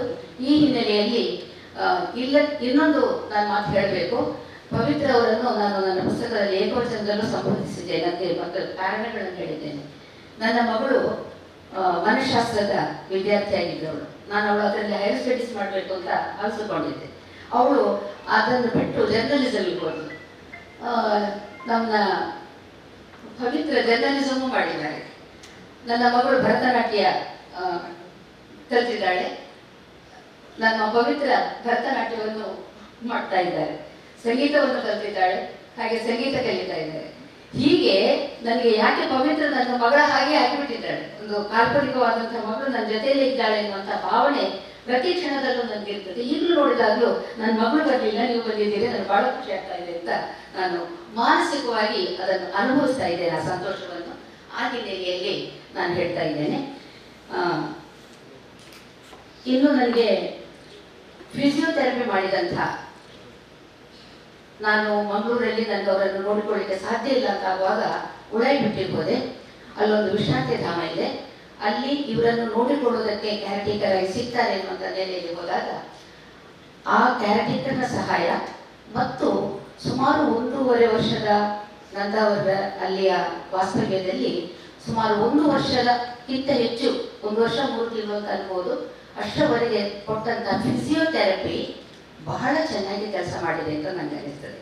ಭೂತಕಾಲ ಹೇಗೂ ಇಲ್ಲ, ಭವಿಷ್ಯ ಕಾಲ ಅಂತೂ ಇಲ್ವೇ ಇಲ್ಲ. ಅದರ ವರ್ತಮಾನಕ್ಕೆ ಅವರನ್ನು ತಂದು ನಿಲ್ಲಿಸಿ ಕೊನೆಯ ಉಸಿರಿನವರೆಗೆ ಅವರು ಪ್ರೆಸೆಂಟ್ ಟೆನ್ಸ್ ಅಲ್ಲಿ ಇದ್ರು ಎನ್ನುವುದು ನಾನು ಮತ್ತು ಅಂಥ ಒಂದು ವ್ಯವಸ್ಥೆಯನ್ನು ಅವರ ಘನತೆಯ ಬದುಕನ್ನು ಘನತೆಯಾಗಿಯೇ ಉಳಿಸಿಕೊಂಡಿದ್ದೇನೆ ಎನ್ನುವಂಥ ಒಂದು ತೃಪ್ತಿ ನನ್ನದು ಅಂತ ನಾನು ಹೇಳಲಿಕ್ಕೆ ಇಷ್ಟಪಡ್ತಾ ಇದ್ದೇನೆ. ಆಕೆ ಮೇಘಶ್ರೀ ಅವರು ತುಂಬಾ ಮಾತು ಕಡಿಮೆ ಮಾತಾಡ್ತಾ ಇದ್ರು. ನನ್ನ ಸೊಸೆ ಹೇಳ್ತಾ ಇದ್ರು ಅವಳಿದ್ದಾಗ ನೋಡಿದ್ರೆ, ಮಾವ ಇಷ್ಟು ಸಮಯ ಮಾತಾಡೋದನ್ನೆಲ್ಲ ಫಿಸಿಯೋಥೆರಪಿ ಒಳತ್ರ 1 ಗಂಟೆ ಒಳಗೆ ಎಲ್ಲ ಮಾತಾಡಿ ಮುಗಿಸ್ತಾರೆ ಅಂತ. ಅಷ್ಟು ಅವಳಿಗೆ ಜೋರು ಮಾಡೋದು, ಅವಳ ಹತ್ರ ಮಾತಾಡೋದು ಮೊದಲು ಅವ್ರಿಗೆ ಗೊತ್ತಾಗ್ತಿರ್ಲಿಲ್ಲ. ಆ ಬಳಿಕ ಆ ನೋವು ಗೊತ್ತಾಗ್ತಿತ್ತು. ಆ ಬಳಿಕ ನೀನೇನು ದಿನಾ ಬಂದು ನನಗೆ ನೋವು ಮಾಡ್ಲಿಕ್ಕೆ ಬರುತ್ತೆ ಯಾಕೆ ನೀನು ಅಂತ ಕೇಳ್ತಾ ಇದ್ರು. ನಾನು ದಿನ ಬರ್ಲಿಲ್ಲ ಅಂತ ಅವಳು ಹಾಗೆ ಒಳ್ಳೆ ಮಾತಿನಲ್ಲಿ ಡ್ಯೂಟಿ ಇತ್ತು. ಅವಳು ಸರಿಯಾಗಿ ಪ್ರತ್ಯುತ್ತರ ಕೊಟ್ಟ. ಸರಿಯಾದಂತಹ ಪ್ರತ್ಯುತ್ತರಗಳನ್ನು ಯಾರೂ ಹೇಳಲಿಕ್ಕಿಲ್ಲ, ಅವರಿಗೆ ಯಾವ ನೆನಪು ಇಲ್ಲ, ಇನ್ನೊಂದಿಲ್ಲ ಮತ್ತೊಂದಿಲ್ಲ ಅಂತ ಕೆಲವು ಘಟನೆಗಳಾಗಿದೆ ನನಗೆ. ಅವುಗಳನ್ನು ಬರ್ಕೊಂಡಿದ್ದೇನೆ ನಾನು. ಯಾಕಂದ್ರೆ ಅವರಿಗೆ ಮರ್ತು ಹೋಗಿದೆ ಅಂತ ಹೇಳದ ಹಾಗೆ ಅವ್ರು ಮಾಡಿದ ಕೆಲಸ ಬಹಳ ಸರಿಯಾಗಿ ಮಾಡಿದ್ದಾರೆ. ಅದರಿಂದ ನಮಗೆ ಸಹ ಏನಾಗ್ತದೆ, ನಾವೇ ಎಲ್ಲಿ ತಪ್ಪಿದ್ದೇವೆ ಅಂತ ಹೇಳುವಂತಹ ರೀತಿಯಲ್ಲಿ ನಾವು ಅವರನ್ನು ನೋಡಿಕೊಳ್ಳುವಂತ ಸ್ಥಿತಿ. ಇದಿಷ್ಟು ಅವರ ಬಗ್ಗೆ ಆಗಿದ್ರೆ, ನಾನು ಇನ್ನೂ ಹೇಳಬೇಕಾದ್ದು, ಈ ಪುಸ್ತಕಕ್ಕೆ ನಾನು ವೈದ್ಯರುಗಳಿಗೆ ತೋರಿಸುವಂತ ಕೆಲಸ ಶ್ರೀನಿವಾಸ ಭಟ್ರಿಗೆ, ಕಗ್ಗೆಲಾರಿಗೆ, ಪ್ರಭಾಧಿಕಾರಿಗಳಿಗೆ ಮತ್ತು ಪವಿತ್ರರಿಗೆ ಕೊಟ್ಟು ಕಳಿಸಿ ಈ ಪುಸ್ತಕ ಹೇಗೆ ಉಂಟು ಏನು ಅಂತ ನೀವು ಹೇಳಬೇಕು. ನನಗೆ ಪ್ರಕಟಪಡಿಸ್ಲಿಕ್ಕೂ ಭಯ ಆಗ್ತಿತ್ತು. ಇದು ಬರೀಬೇಕೋ ಬೇಡವೋ, ಜೊತೆಗೆ ಇಂಥ ಒಬ್ಬ ವ್ಯಕ್ತಿತ್ವದ ವ್ಯಕ್ತಿಯನ್ನು ನಾನು ಸಣ್ಣದು ಮಾಡಿ ತೋರಿಸ್ತೇನೋ, ಇದು ಹೀಗೆ ಮಾಡಿದ್ರೆ ಸರಿಯೋ, ಕೌಟುಂಬಿಕವಾಗಿ ಯಾರೇನೋ ತಿಳಿತಾರೋ ಎನ್ನುವಂಥದ್ದೆಲ್ಲ ಮಾತುಗಳು ಬರ್ತವೆ. ಆದ್ದರಿಂದ ಅದರ ಬಗ್ಗೆ ಕೂಡ ನನಗೆ ಒಪಿನಿಯನ್ಗಳು ಬೇಕಿತ್ತು. ಡಾಕ್ಟರ್ಗಳೆಲ್ಲರೂ ಒಪಿನಿಯನ್ಗಳನ್ನು ಕೊಡುವಾಗ ನಾನು ಇಲ್ಲಿ ಬಂದು ಶ್ರೀನಿವಾಸ ಭಟ್ರನ್ನು ಹೇಳುವಾಗ ಅವರು ಅದರ ಮ್ಯಾನ್ಯಲ್ ಎಲ್ಲ ಕಾಪಿ ಇಟ್ಟುಕೊಂಡು ಬಹಳ ಖುಷಿಯಲ್ಲಿ, ಮೇಡಮ್ ಇಲ್ಲ ನಾನು ಪ್ರಕಟಿಸ್ತೇವೆ ಆಗ್ಬೋದಾ ಕೇಳಿ. ನನಗೆ ಏನು ಯೋಚನೆ ಇರಲಿಲ್ಲ, ಪ್ರಕಟಿಸಬೇಕಾ ಬೇಡ ಎನ್ನುವುದೇ ನನ್ನ ಪ್ರಶ್ನೆ ಇದ್ದದ್ದು. ಅವರು ನಾವು ಪ್ರಕಟಿಸ್ತೇವೆ, ಅದರ ವ್ಯವಸ್ಥೆ ಮಾಡ್ತೇವೆ ಅಂತ ಸಾಯಿಗೀತಾ ಮೇಡಮ್ ಮತ್ತು ನಾವಿಬ್ಬರು ಜೊತೆಗೆ ಹೋದಾಗ ಆ ಮಾತುಗಳನ್ನು ಹೇಳಿದ್ರು. ಎಡೆಯಲ್ಲಿ ನಾನು ಸಾಯಿಗೀತಾ ಅವರನ್ನು ಕೂಡ ಇಲ್ಲಿ ನಾನು ಇದು ಕೃತಜ್ಞತೆ ಮಾತಾಡ್ತೇನೆ. ನಂದು ಸಾಯಿಗೀತಾ ಅವರನ್ನು ಕೂಡ ನೆನಪಿಸ್ಕೊಳ್ತಾ ಇದ್ದೇನೆ. ಯಾಕೆಂತ ಹೇಳಿದ್ರೆ, ನಂದಾವರರ ನಮ್ಮ ಮನೆಯಲ್ಲಿರೋ ಸುಮಾರು ಒಂದು 20,000 ಪುಸ್ತಕ ಆಗ್ಬೋದು ಅಂತ ನನ್ನ ಅಂದಾಜು.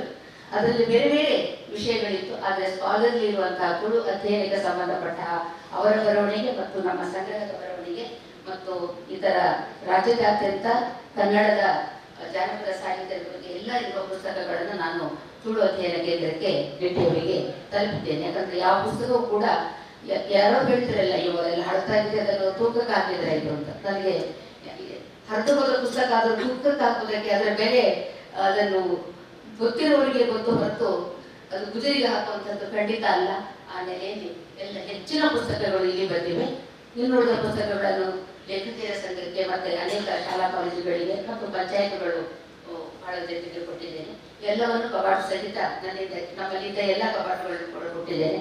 ಮನೆ ಖಾಲಿ ಮಾಡೋದಕ್ಕೆ ಸಾಹಿತ್ಯದಷ್ಟು ಸಹಾಯ ಮಾಡಿದವರು ಯಾರೂ ಇಲ್ಲ. 6 ತಿಂಗಳಲ್ಲಿ ಬಂದು ಅವರ ಕಾರ್ನಲ್ಲೇ ಹಾಕೊಂಡು ಬಂದು ತಕೊಂಡು ಬಂದು ನನಗೆ ಅವರು ಒಬ್ರು ಮಗಳೇ. ನಾನು ಯಾವಾಗಲೂ ಹೇಳ್ತಾ ಇದ್ದೇನೆ, ನನ್ನ ಮಕ್ಕಳು ದೂರ ಇದ್ದಾರೆ, ನನಗೆ ಇಲ್ಲಿ ಸಹಾಯ ಮಾಡೋದಕ್ಕೆ ಬೇಕಾದಂತಹ ಎಂಥದ್ದು ದೈಹಿಕವಾಗಿ ಇರುವ ಶ್ರಮವನ್ನೆಲ್ಲ ಸಾಹಿತ್ಯ ಬಹಳ ನಿಭಾಯಿಸಿಕೊಟ್ಟಿದ್ದಾರೆ. ಅವರನ್ನು ಕೂಡ ನನ್ನ ಸಂದರ್ಭದಲ್ಲಿ ನೆನಪಿಸಿಕೊಳ್ತಾ ಇದ್ದೇನೆ.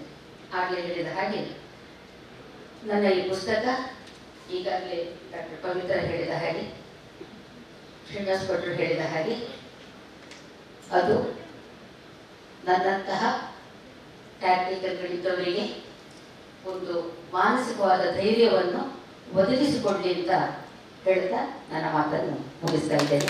ಮತ್ತೊಮ್ಮೆ ಪ್ರಕಟಿಸ್ತಾ ಇರುವಂತಹ ನಿಟ್ಟೆ ವಿಶ್ವವಿದ್ಯಾನಿಲಯದ ಕುಲಪತಿಗಳಾದಂತಹ ಮುಡಿತಾಯರನ್ನು ವಂದಿಸಿ ಮತ್ತೊಮ್ಮೆ ನಿಮ್ಮೆಲ್ಲರಿಗೂ ವಂದಿಸಿ ನನ್ನ ಮಾತನ್ನು ಮುಗಿಸ್ತೇನೆ.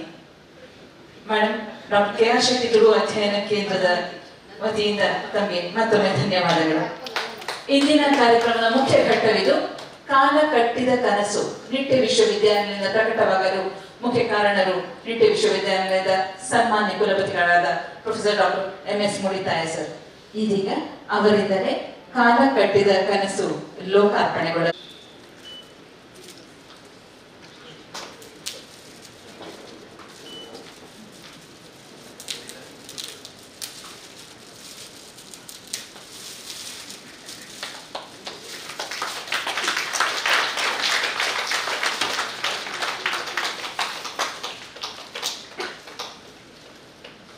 ಲೋಕಾರ್ಪಣೆಗೊಂಡ ಈ ಪುಸ್ತಕವನ್ನು ರಿಯಾಯಿತಿ ದರದಲ್ಲಿ ಇಲ್ಲೇ ಹೊರಗೆ ಕೊಳ್ಳಲಾಗ್ತದೆ.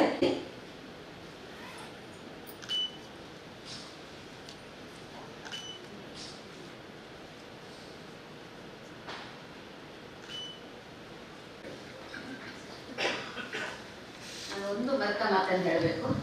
ನನ್ನ ಈ ಪುಸ್ತಕದ ಹಿನ್ನೆಲೆಯಲ್ಲಿ ನನ್ನ ಮಗಳ ಶ್ರಮವೂ ಕೂಡ ಸಾಕಷ್ಟು ಇದೆ. ಹಾಗೆ ಪುಸ್ತಕದ ಮುಖಪುಟವನ್ನು ಅವಳ 10 ವರ್ಷದ ಮಗ ಏನ್ ಹೇಳ್ತಾರೆ, ನಿಮ್ಮ ಕಂಪ್ಯೂಟರ್ನಲ್ಲಿ ಈಗ ಗ್ರಾಫಿಕ್ ಆಗಿ ಅವರು ಮಾಡಿರೋದು. ಅವನಿಗೇನೋ ಸೈನ್ಸ್ ಪ್ರಾಜೆಕ್ಟ್ ಅಂತ, ಅವ್ರಿಗೆ 10 ವರ್ಷ. ನಾನು ಇದನ್ನೇ ಕೊಡ್ತೇನೆ ಅವನಿಗೆ ಅಂತ ಹೇಳಿದ್ದವಳು ಅದನ್ನು ಕೊಟ್ಟು ನನ್ನ ಮೊಮ್ಮಗ ಮಾಡಿದ್ದಾನೆ ಅಂತ ಹೇಳಲಿಕ್ಕೆ ಸಂತೋಷ ಪಡ್ತಾ ಇದ್ದೆ. ವೇದಿಕೆ ಮೇಲಿರುವ ಗೌರವಪೂರ್ವಕವಾಗಿ ನಿಂತುಕೊಳ್ತಾ ಕಾಲ ಕಟ್ಟಿದ ಕನಸಿಗೆ ಉಳ್ನುಡಿಯನ್ನು ಕೊಟ್ಟಿರುವ ಮತ್ತು ಅದನ್ನು ಲೋಕಾರ್ಪಣೆ ಮಾಡಿರುವ ಈ ಕಾರ್ಯಕ್ರಮದ ಅಧ್ಯಕ್ಷರೂ ಆಗಿರುವಂತಹ ನಿಟ್ಟೆ ವಿಶ್ವವಿದ್ಯಾನಿಲಯದ ಸನ್ಮಾನ ಕುಲಪತಿಯವರಾದ ಪ್ರೊಫೆಸರ್ ಡಾಕ್ಟರ್ MS ಮುಡಿತಾಯ ಸರ್ ತಮ್ಮ ಅಧ್ಯಕ್ಷೀಯ ನುಡಿಯ ಓದಿದರು.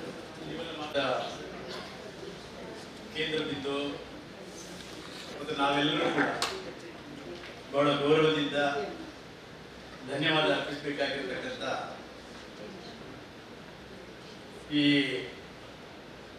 ಇಷ್ಟು ಒಳ್ಳೆಯ ಒಂದು ಕೃತಿಯನ್ನು ಪ್ರಕಟಿಸಲಿದ್ದು ಒಂದು ಸಣ್ಣ ವಿಷಯ. ಈ ಅವಕಾಶ ಮಾಡಿಕೊಟ್ಟಿರ್ತಕ್ಕಂಥ ಚಂದ್ರಕಲಾನಂದ ಅವರವರೇ, ಬಹಳ ಚೆನ್ನಾಗಿ ಈಗ ತಾನೇ ನಮ್ಮನ್ನೆಲ್ಲ ಉದ್ದೇಶಿಸಿ ಮಾತನಾಡಿದ KS ಪವಿತ್ರ ಅವರೇ, ನನ್ನ ಸಹೋದ್ಯೋಗಿಗಳಾದ ಡಾಕ್ಟರ್ ಸುಮಲತಾ ಶೆಟ್ಟಿ ಹಾಗೂ ಶಿಶಿರವರೇ, ಡಾಕ್ಟರ್ ಪ್ರಭಾಧಿಕಾರಿ ಅವರೇ, ನಮಗಿಷ್ಟು ಗೊತ್ತಿರಲಿಲ್ಲ, ಬಹಳ ಚೆನ್ನಾಗಿ ಮಾತಾಡಿದಂತ ಶ್ರೀನಿವಾಸ ಭಟ್ ಅವರೇ, ಚೆನ್ನಾಗಿ ಕೆಲವು ಸಾರಿ ನಮ್ಮ ಕಲೀಗ್ಸ್ ಬಗ್ಗೆ ನಮಗೆ ಗೊತ್ತಿರೋದು. ಹಾಗೇನೆ ನನಗೆ ಗೊತ್ತಿದ್ದಾಗೆ ತುಂಬಾ ಲೇಖಕರು ಮತ್ತು ಸಾಹಿತ್ಯ ಕ್ಷೇತ್ರದಲ್ಲಿ ಕೆಲಸ ಮಾಡಿರ್ತಕ್ಕಂಥ ತುಂಬಾ ಜನ ಇಲ್ಲಿ ಇದ್ದಾರೆ. ನನ್ನ ಸಹೋದ್ಯೋಗಿಗಳು ಹಾಗೂ ಅತಿಥಿ ಅಭ್ಯಾಗತರು ಡಾಕ್ಟರ್ ಶಿವರಾಮ್ ಶೆಟ್ಟರ್ ನಾನು ನೋಡ್ತಾ ಇದ್ದೇನೆ. ತುಂಬಾ ಜನ ನನಗೆ ಪರಿಚಯ ಇರಲಿಕ್ಕಿಲ್ಲ. ಹಾಗೆ ಉದಯ್ ಚಂದ್ರ ಅವರು ತುಂಬಾ ಜನ ನೋಡ್ತಾ ಇದ್ದೇನೆ ನಾನು. ಸಮಯ ಮೀರಿದೆ, ಆದರೂ ಕೂಡ ಒಂದು ಕರ್ತವ್ಯದ ದೃಷ್ಟಿಯಿಂದ ಒಂದೆರಡು ಮಾತಾಡ್ತಾ ಇದ್ದೇನೆ. ಯಾಕೆಂತಂದ್ರೆ ವೇಷದಲ್ಲಿ ಆಗಲಿ ಮತ್ತು ಇವತ್ತಿನ ಈ ಕಾರ್ಯಕ್ರಮ ಬೇಕಾದ ಆವೇಶ ಆಗಲಿ ನಮ್ಮ ಹತ್ರ ಎರಡೂ ಇದೆ. ಆದ್ರಿಂದ ಒಂದು ಸಣ್ಣ ಬಡತನ ನಮ್ಮ ಹತ್ರ ಇದೆ, ಅದನ್ನು ನಿಮ್ಮಲ್ಲಿ ನಿವೇದಿಸಿಕೊಳ್ತಾ ಈ ಕಾರ್ಯಕ್ರಮ ನಾವೆಲ್ಲ ಹೇಗೆಂತಂದ್ರೆ ಇಂಥ ಪೊಸಿಷನ್ ಇರುವಾಗ ನಮ್ಮ ಹೆಚ್ಚಿನ ಮಿತ್ರರಿಗೆ ಗೊತ್ತಿದೆ, ನಾವು ಯಾವ ಕಾರ್ಯಕ್ರಮಕ್ಕೆ ಹೋಗ್ತಾ ಇರ್ತೇವೆ ಅಂತ ಕೆಲಸ ಗೊತ್ತಿರೋದಿಲ್ಲ. ಜಸ್ಟ್ ಹೇಳ್ತಾರೆ 12 ಗಂಟೆಗೆ ಆಗಲಿ 1 ಗಂಟೆಗೆ ಇಲ್ಲಿ. ಸೊ ಬೆಳಿಗ್ಗೆ ನಾವು ಯಾವುದೋ ಗಂಭೀರವಾದ ಡಿಸ್ಕಷನ್ ಅಲ್ಲಿ ಇದ್ವಿ. ಬಟ್ ನನ್ನ ಫೀಲ್ಡ್ ಮ್ಯಾನೇಜ್ಮೆಂಟ್. ಸಾಮಾನ್ಯವಾಗಿ ಒಬ್ಬ ಮ್ಯಾಥಮೆಟಿಕ್ಸ್ ಅಥವಾ ಈ ತರದ ಫೀಲ್ಡ್ ಅವ್ರ ಹತ್ರ ಕೇಳಿದರೆ 1+1 ಅಂದ್ರೆ ಎಷ್ಟು ಅಂತ ಹೇಳಿದ್ರೆ ಅವರು ನಿಖರವಾಗಿ 2 ಅಂತ ಹೇಳ್ತಾರೆ. ಅದೇ ಒಬ್ಬ ವಕೀಲ ಹತ್ರ ಕೇಳಿದರೆ 1+1 ಅಂದ್ರೆ ಅದು 11 ಆಗ್ಬೋದು ಅಥವಾ 2 ಆಗ್ಬೋದು ಅಂತಾರೆ. ಅದೇ ನಮ್ಮ ಮ್ಯಾನೇಜ್ಮೆಂಟ್ ಅವ್ರ ಹತ್ರ ಕೇಳಿದ್ರೆ ನಮ್ಮ ಉತ್ತರ ಸಿದ್ಧ ಏನು ಅಂದ್ರೆ what you want it to be ಅಂತ ನಾವು ಕೇಳ್ತೀವಿ. ನಿಮ್ಗೆ ಏನಾಗಬೇಕು ಅದು ನಾವು ಮಾಡ್ತೇವೆ. ಆದ್ರಿಂದ ಎಲ್ಲಿಗೆ ಹೋದ್ರು ಏನೋ ಸ್ವಲ್ಪ ಮಾತನಾಡಿ ಅಲ್ಲಿಂದ ಅಲ್ಲಿಗೆ ಮ್ಯಾನೇಜ್ ಮಾಡುವಂತ ಒಂದು ಕಲೆ ನಮ್ಮ ವೃತ್ತಿಯಿಂದ ನಮಗೆ ಬಂದಿದೆ. ನಾನು ಕೂಡ ಚಿಕ್ಕಂದಿನಲ್ಲಿ ಬಹಳಷ್ಟು ಸಾಹಿತಿಗಳ ಜೊತೆ ಸಮಯ ಕಳೆದವನು, ಸಾಕಷ್ಟು ಎಸ್ಪೆಷಲಿ ಕನ್ನಡದ ಬಗ್ಗೆ ಓದ್ತಾ ಇದ್ದವನು. ಅದರಿಂದ ಏನೋ ಕನ್ನಡದಲ್ಲಿ ಮಾತನಾಡಲಿಕ್ಕೆ ಕೂಡ ಒಂದು ಅಗತ್ಯ ಬಿದ್ದರೆ ಒಂದು ಸ್ವಲ್ಪ ಹೊತ್ತಾದರೂ ಎಲ್ಲರನ್ನು ಒಂದು ಒಟ್ಟಿಗೆ ಇಡುವ ಪ್ರಯತ್ನ ಮಾಡ್ತೇನೆ. ಮತ್ತು ನಿಮಗೆ ಸ್ವಲ್ಪ ನೋವಾದರೂ ಕೂಡ ಅದರಲ್ಲಿ ಯಶಸ್ವಿಯಾಗ್ತೇನೆ ಅಂತ ತಿಳ್ಕೊಂಡಿದ್ದೆ. ಜೀವನದ ಬಗ್ಗೆ ನಾನೆಲ್ಲ ಹಿಂದೆ ಓದಿದ ನೆನಪು. ಜೀವನ ಅಂದ್ರೆ ಏನು ಅಂತ ಹೇಳಿದಾಗ ನಮ್ಮ ಚಂದ್ರಕಲಾ ನಂದಾವರಂತವರು ಎಲ್ಲ ಒಂದು ಕಡೆ ಹೇಳಿದ್ದಾರೆ. ಏನಂತಂದ್ರೆ, 1 2 ಜನನ, 2 1 ಮಿಲನ, 1 0 ಮರಣ, ಮತ್ತು ಜನನದಿಂದ ಮರಣದವರೆಗೆ ಏನು ನಡೀತದೋ ಅದೇ ಜೀವನ ಅಂತ.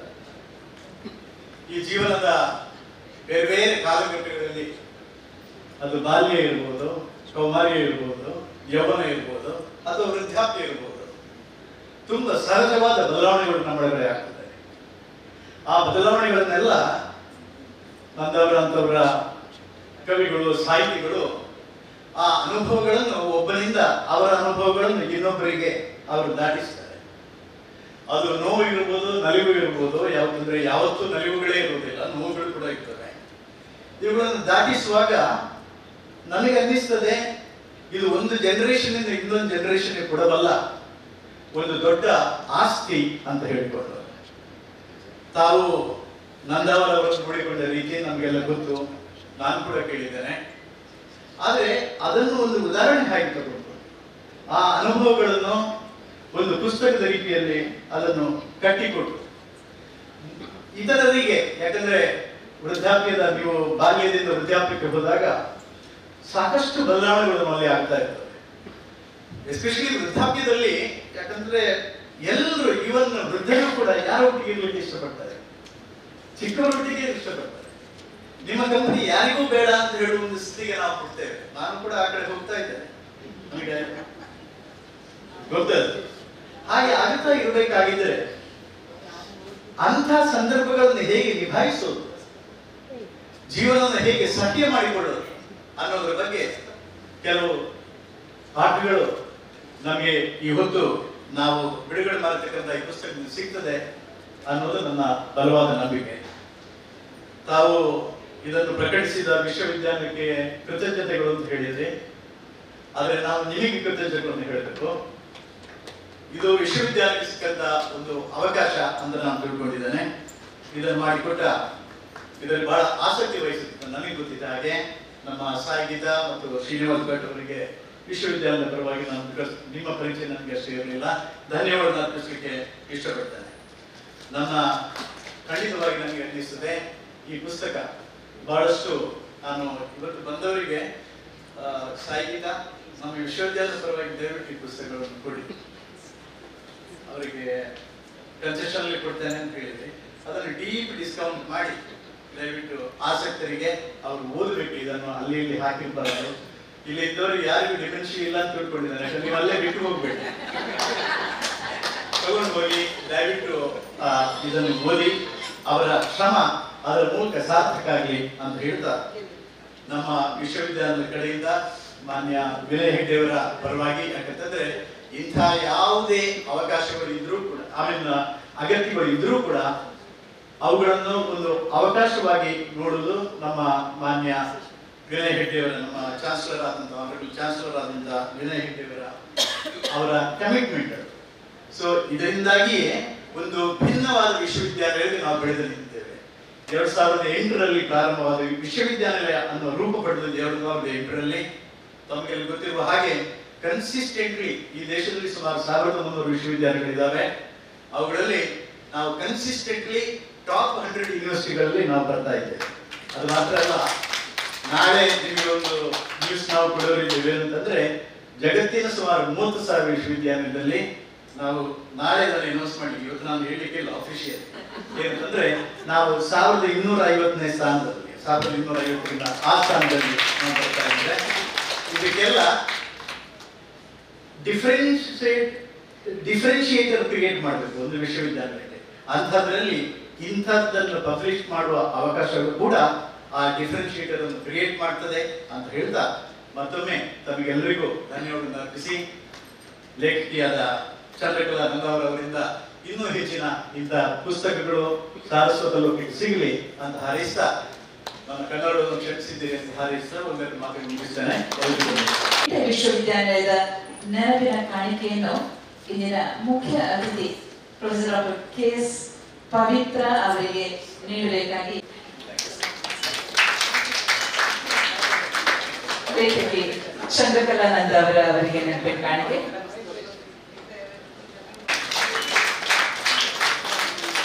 ಡಾಕ್ಟರ್ ಪ್ರಭಾಧಿಕಾರಿ ಮೇಡಮ್ ಅವರಿಗೆ ನಿಟ್ಟೆ ವಿಶ್ವವಿದ್ಯಾಲಯದಿಂದ ಸ್ಮರಣೆಗೆ ನೀಡಬೇಕು ಅಂತ ಕೇಳ್ಕೊಳ್ತಾರೆ. ಪುಸ್ತಕದ ಪುಟ ವಿನ್ಯಾಸ ಮಾಡಿರುವ ಮತ್ತು ಮುದ್ರಣ ಮಾಡಿರುವ ಆಕೃತಿ ಬ್ರಿಡ್ಜ್ನ ಕಲ್ಲೂರು ನಾಗೇಶ್ವರ್ ಅವರನ್ನು ನೆನಪಿಸಿಕೊಳ್ತಾ ಇದ್ದೇವೆ. ಈಗ ಸೈಕ್ಯಾಟ್ರಿ ವಿಭಾಗದ ಓದುಗರಿಗೆ ಚಂದ್ರಕಲಾ ನಂದಾವರ ಮೇಡಮ್ ಕೃತಜ್ಞತಾ ಪೂರ್ವಕ ಕಾಣಿಕೆಯನ್ನು ಕೊಡ್ತಾ ಇದ್ದಾರೆ. ಅದು ಪುಸ್ತಕಗಳು ಡಾಕ್ಟರ್ ವಾಮನ ನಂದಾವರ ಅವರ PhD ಥೀಸಿಸ್ ಕೋಟಿ ಚೆನ್ನೈ, ಅದರ ಜೊತೆಗೆ ವಿಶ್ವ ತುಳು ಸಮ್ಮೇಳನದ ಹಲವಾರು ಪುಸ್ತಕಗಳು. ಕಾರ್ಯಕ್ರಮದ ಕೊನೆಯ ಭಾಗ. ಕೃತಜ್ಞತೆ ಒಂದು ಸಣ್ಣ ಪದ, ಆದರೆ ಅದರ ಅರ್ಥ ಅಪಾರ ಪ್ರೀತಿಯ ಅಲೆಗಳಂತೆ ಎಂಬ ಮಾತು ಇದೆ. ಪ್ರತಿಯೊಂದು ಯಶಸ್ವಿ ಕಾರ್ಯಕ್ರಮದ ಹಿಂದೆ ಅನೇಕ ಕೈಗಳು, ಹೃದಯಗಳು ಮತ್ತು ನಗುಗಳು ಕೆಲಸ ಮಾಡುತ್ತವೆ. ಇಂದಿನ ಕಾಲ ಕಟ್ಟಿದ ಕನಸು ಪುಸ್ತಕ ಬಿಡುಗಡೆಯ ಕಾರ್ಯಕ್ರಮಕ್ಕೆ ಯಶಸ್ವಿಯಾಗಿ ನೆರವೇರಲು ಸಹಕರಿಸಿದ ಎಲ್ಲರಿಗೂ ಪೂರ್ವಕವಾಗಿ ಧನ್ಯವಾದಗಳನ್ನು ಸಲ್ಲಿಸುವುದು ನನ್ನ ಸಂತೋಷದ ಕರ್ತವ್ಯವಾಗಿದೆ. ಮೊದಲು ಈ ಕಾರ್ಯಕ್ರಮಕ್ಕೆ ತಮ್ಮ ಅಮೂಲ್ಯ ಸಮಯವನ್ನು ನೀಡಿ ಪುಸ್ತಕವನ್ನು ಬಿಡುಗಡೆ ಮಾಡಿ ಹಾಗೂ ಅಧ್ಯಕ್ಷೀಯ ಭಾಷಣದ ಮೂಲಕ ನಮ್ಮೆಲ್ಲರನ್ನು ಪ್ರೇರಣೆ ಉಂಟು ಮಾಡಿದ ನಮ್ಮ ಗೌರವಾನ್ವಿತ ಉಪಕುಲಪತಿ professor MS Mulithaya, Nitte deemed to be university ಅವರಿಗೆ ಹೃತ್ಪೂರ್ವಕ ಧನ್ಯವಾದಗಳು. ಅದೇ ರೀತಿಯಲ್ಲಿ doctor Harsha Halahalli, registrar Nitte deemed to be university ಹಾಗೂ doctor Sandeep Rai, dean KS Hegde ವೈದ್ಯಕೀಯ ಕಾಲೇಜ್ ಈ ಕಾರ್ಯಕ್ರಮಕ್ಕೆ ನೀಡಿದ ಬೆಂಬಲಕ್ಕಾಗಿ ಇವರ ಅನುಪಸ್ಥಿತಿಯಲ್ಲಿ ಕೃತಜ್ಞತೆಯನ್ನು ಸಲ್ಲಿಸುವವಳಾಗಿದ್ದೇನೆ. ಈ ಸಂದರ್ಭದಲ್ಲಿ ಗೌರವಾನ್ವಿತ ಅತಿಥಿಯಾಗಿ ಭಾಗವಹಿಸಿ ಕಾರ್ಯಕ್ರಮವನ್ನು ಸೌಂದರ್ಯಗೊಳಿಸಿದ ನಮ್ಮ ವೈದ್ಯಕೀಯ ಅಧೀಕ್ಷಕರಾಗಿರುವ ಡಾಕ್ಟರ್ ಸುಮಲತಾ ಶೆಟ್ಟಿ ಅವರಿಗೆ ವಿಶೇಷ ಧನ್ಯವಾದಗಳು. ಪುಸ್ತಕದ ಅಂತರಾಳವನ್ನು ಅರ್ಥಪೂರ್ಣವಾಗಿ ಪರಿಚಯಿಸಿ ಹಾಗೂ ಬೆಳಗಿನ ಸೆಷನ್ನಲ್ಲಿ ಅದ್ಭುತವಾಗಿ ಅರ್ಥಗರ್ಭಿತ ಮಾಹಿತಿಯನ್ನು ನೀಡಿದ ಡಾಕ್ಟರ್ KS ಪವಿತ್ರ ಅವರಿಗೆ ಹೃತ್ಪೂರ್ವಕ ಅಭಿನಂದನೆ ಮತ್ತು ವಂದನೆಗಳು. ಈ ಪುಸ್ತಕದ ಮೂಲಕ ತನ್ನ ಜೀವನಾನುಭವಗಳನ್ನು ಹಂಚಿಕೊಂಡ ಶ್ರೀಮತಿ ಚಂದ್ರಕಲಾ ನಂದಾವರ್ ಅವರಿಗೆ ನಮ್ಮ ಗೌರವಪೂರ್ಣ ಕೃತಜ್ಞತೆಗಳು. ಲೇಖಕಿಯ ಪರಿಚಯವನ್ನು ಮನೋಹರವಾಗಿ ನೀಡಿದ ನಮ್ಮ ಸಂಸ್ಥೆಯ ಪ್ರೊಫೆಸರ್ ಆಗಿರುವ ಡಾಕ್ಟರ್ ಶ್ರೀನಿವಾಸ್ ಭಟ್ ಅವರಿಗೂ ಹಾಗೂ ಕಾರ್ಯಕ್ರಮದ ಆರಂಭದಲ್ಲಿ ಆತ್ಮೀಯವಾಗಿ ಸ್ವಾಗತಿಸಿದ ನಮ್ಮ ವಿಭಾಗದ ಮುಖ್ಯಸ್ಥರು ಆಗಿರುವ ಡಾಕ್ಟರ್ ಶಿಶಿರ್ ಅವರಿಗೂ ಧನ್ಯವಾದಗಳು. ವಯೋವೃದ್ಧರ ಕಲ್ಯಾಣಕ್ಕಾಗಿ ಅಪಾರ ಕೊಡುಗೆ ನೀಡಿರುವ ಯೇನಪಯ ವಿಶ್ವವಿದ್ಯಾನಿಲಯದ ಹಿರಿಯ ನಾಗರಿಕರ ವಿಭಾಗ ಮುಖ್ಯಸ್ಥರ ಹಾಗೂ ಸಂಶೋಧಕರು ಆಗಿರುವ ಡಾಕ್ಟರ್ ಪ್ರಭಾ ಅಧಿಕಾರಿ ಅವರಿಗೂ ಅವರ ಉಪಸ್ಥಿತಿಯನ್ನು ನಾವು ಹೃತ್ಪೂರ್ವಕವಾಗಿ ಸ್ವೀಕರಿಸಿ ಅವರನ್ನು ಧನ್ಯವಾದ ಸಲ್ಲಿಸುವವಾಗಿದೆ. ಮನಸ್ಸಿಗೆ ಶಾಂತಿಯನ್ನು ನೀಡಿದ ಪ್ರಾರ್ಥನಾ ಗೀತೆಯ ಮೂಲಕ ಆರಂಭ ಮಾಡಿದ ನಮ್ಮ ಸಂಸ್ಥೆಯ ವಿದ್ಯಾರ್ಥಿನಿಯಾಗಿರುವ ಡಾಕ್ಟರ್ ಶ್ರದ್ಧಾ ಹಾಗೂ ಬಳಗ ಅವರಿಗೆ ಧನ್ಯವಾದಗಳು. ಕಾರ್ಯಕ್ರಮವನ್ನು ಮನಮೋಹಕವಾಗಿ ನಿರ್ವಹಿಸಿದ ತುಳು ಅಧ್ಯಯನ ಕೇಂದ್ರದ ಸಂಯೋಜಕಿ ಆಗಿರುವ ಡಾಕ್ಟರ್ ಸಾಯಿ ಗೀತಾ ಅವರಿಗೂ ಅಭಿನಂದನೆಗಳು ಹಾಗೂ ಧನ್ಯವಾದಗಳು.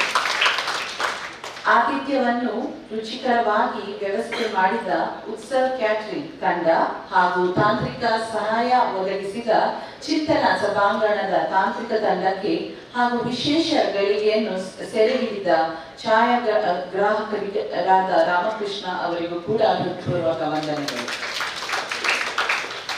ನಮ್ಮ ಕಾರ್ಯಕ್ರಮವನ್ನು ಮನೆ ಮನೆಗಳಿಗೆ ತಲುಪಿಸುವ ಮಾಧ್ಯಮ ಮಿತ್ರರಿಗೂ ನಮ್ಮ ವಂದನೆಗಳು. ಈ ಕಾರ್ಯಕ್ರಮದಲ್ಲಿ ನಮ್ಮ ಮಧ್ಯದಲ್ಲಿ ಕರಾವಳಿ ಲೇಖಕಿಯರ ವಾಚಕಿಯರ ಸಂಘದ ಸದಸ್ಯರು ಇದ್ದಾರೆ, ಅವರಿಗೂ ನಮ್ಮ ಕೃತಜ್ಞತೆಗಳು. ಅದೇ ರೀತಿ ಮಂಗಳೂರು ವಿಶ್ವವಿದ್ಯಾನಿಲಯದ ನಿವೃತ್ತಿ ಪ್ರಾಧ್ಯಾಪಕರು ಪ್ರೊಫೆಸರ್ ಕಿಶೋರಿ ನಾಯಕ್, ಡಾಕ್ಟರ್ ಶಿವರಾಮ್ ಶೆಟ್ಟಿ ಹಾಗೂ ಪ್ರೊಫೆಸರ್ ಕೃಷ್ಣಮೂರ್ತಿ ಇವರೆಲ್ಲರಿಗೂ ನಮ್ಮ ಕೃತಜ್ಞತೆಗಳು. ಈ ಕಾರ್ಯಕ್ರಮವನ್ನು ಜೀವಂತಗೊಳಿಸಿದ ಜೀರಿಯಾಟ್ರಿಕ್ ಡೇ ಕೇರ್ ಸದಸ್ಯರು, ವಿದ್ಯಾರ್ಥಿಗಳು ಹಾಗೂ ಮನೋವೈದ್ಯಕೀಯ ವಿಭಾಗದ ಸಹೋದ್ಯೋಗಿಗಳು ಎಲ್ಲರಿಗೂ ಹೃತ್ಪೂರ್ವಕ ಅಭಿನಂದನೆಗಳು ಹಾಗೂ ಧನ್ಯವಾದಗಳು. ನಿಮ್ಮ ಸಹಕಾರ, ಪ್ರೋತ್ಸಾಹ ಮತ್ತು ಹೃತ್ಪೂರ್ವಕತೆ ಮೂಲಕ ಇಂತಹ ಅರ್ಥಪೂರ್ಣ ಕಾರ್ಯಕ್ರಮವನ್ನು ಮುಂದುವರಿಸುವುದು ನಮ್ಮೆಲ್ಲರ ಆಶೆಯಾಗಿದೆ.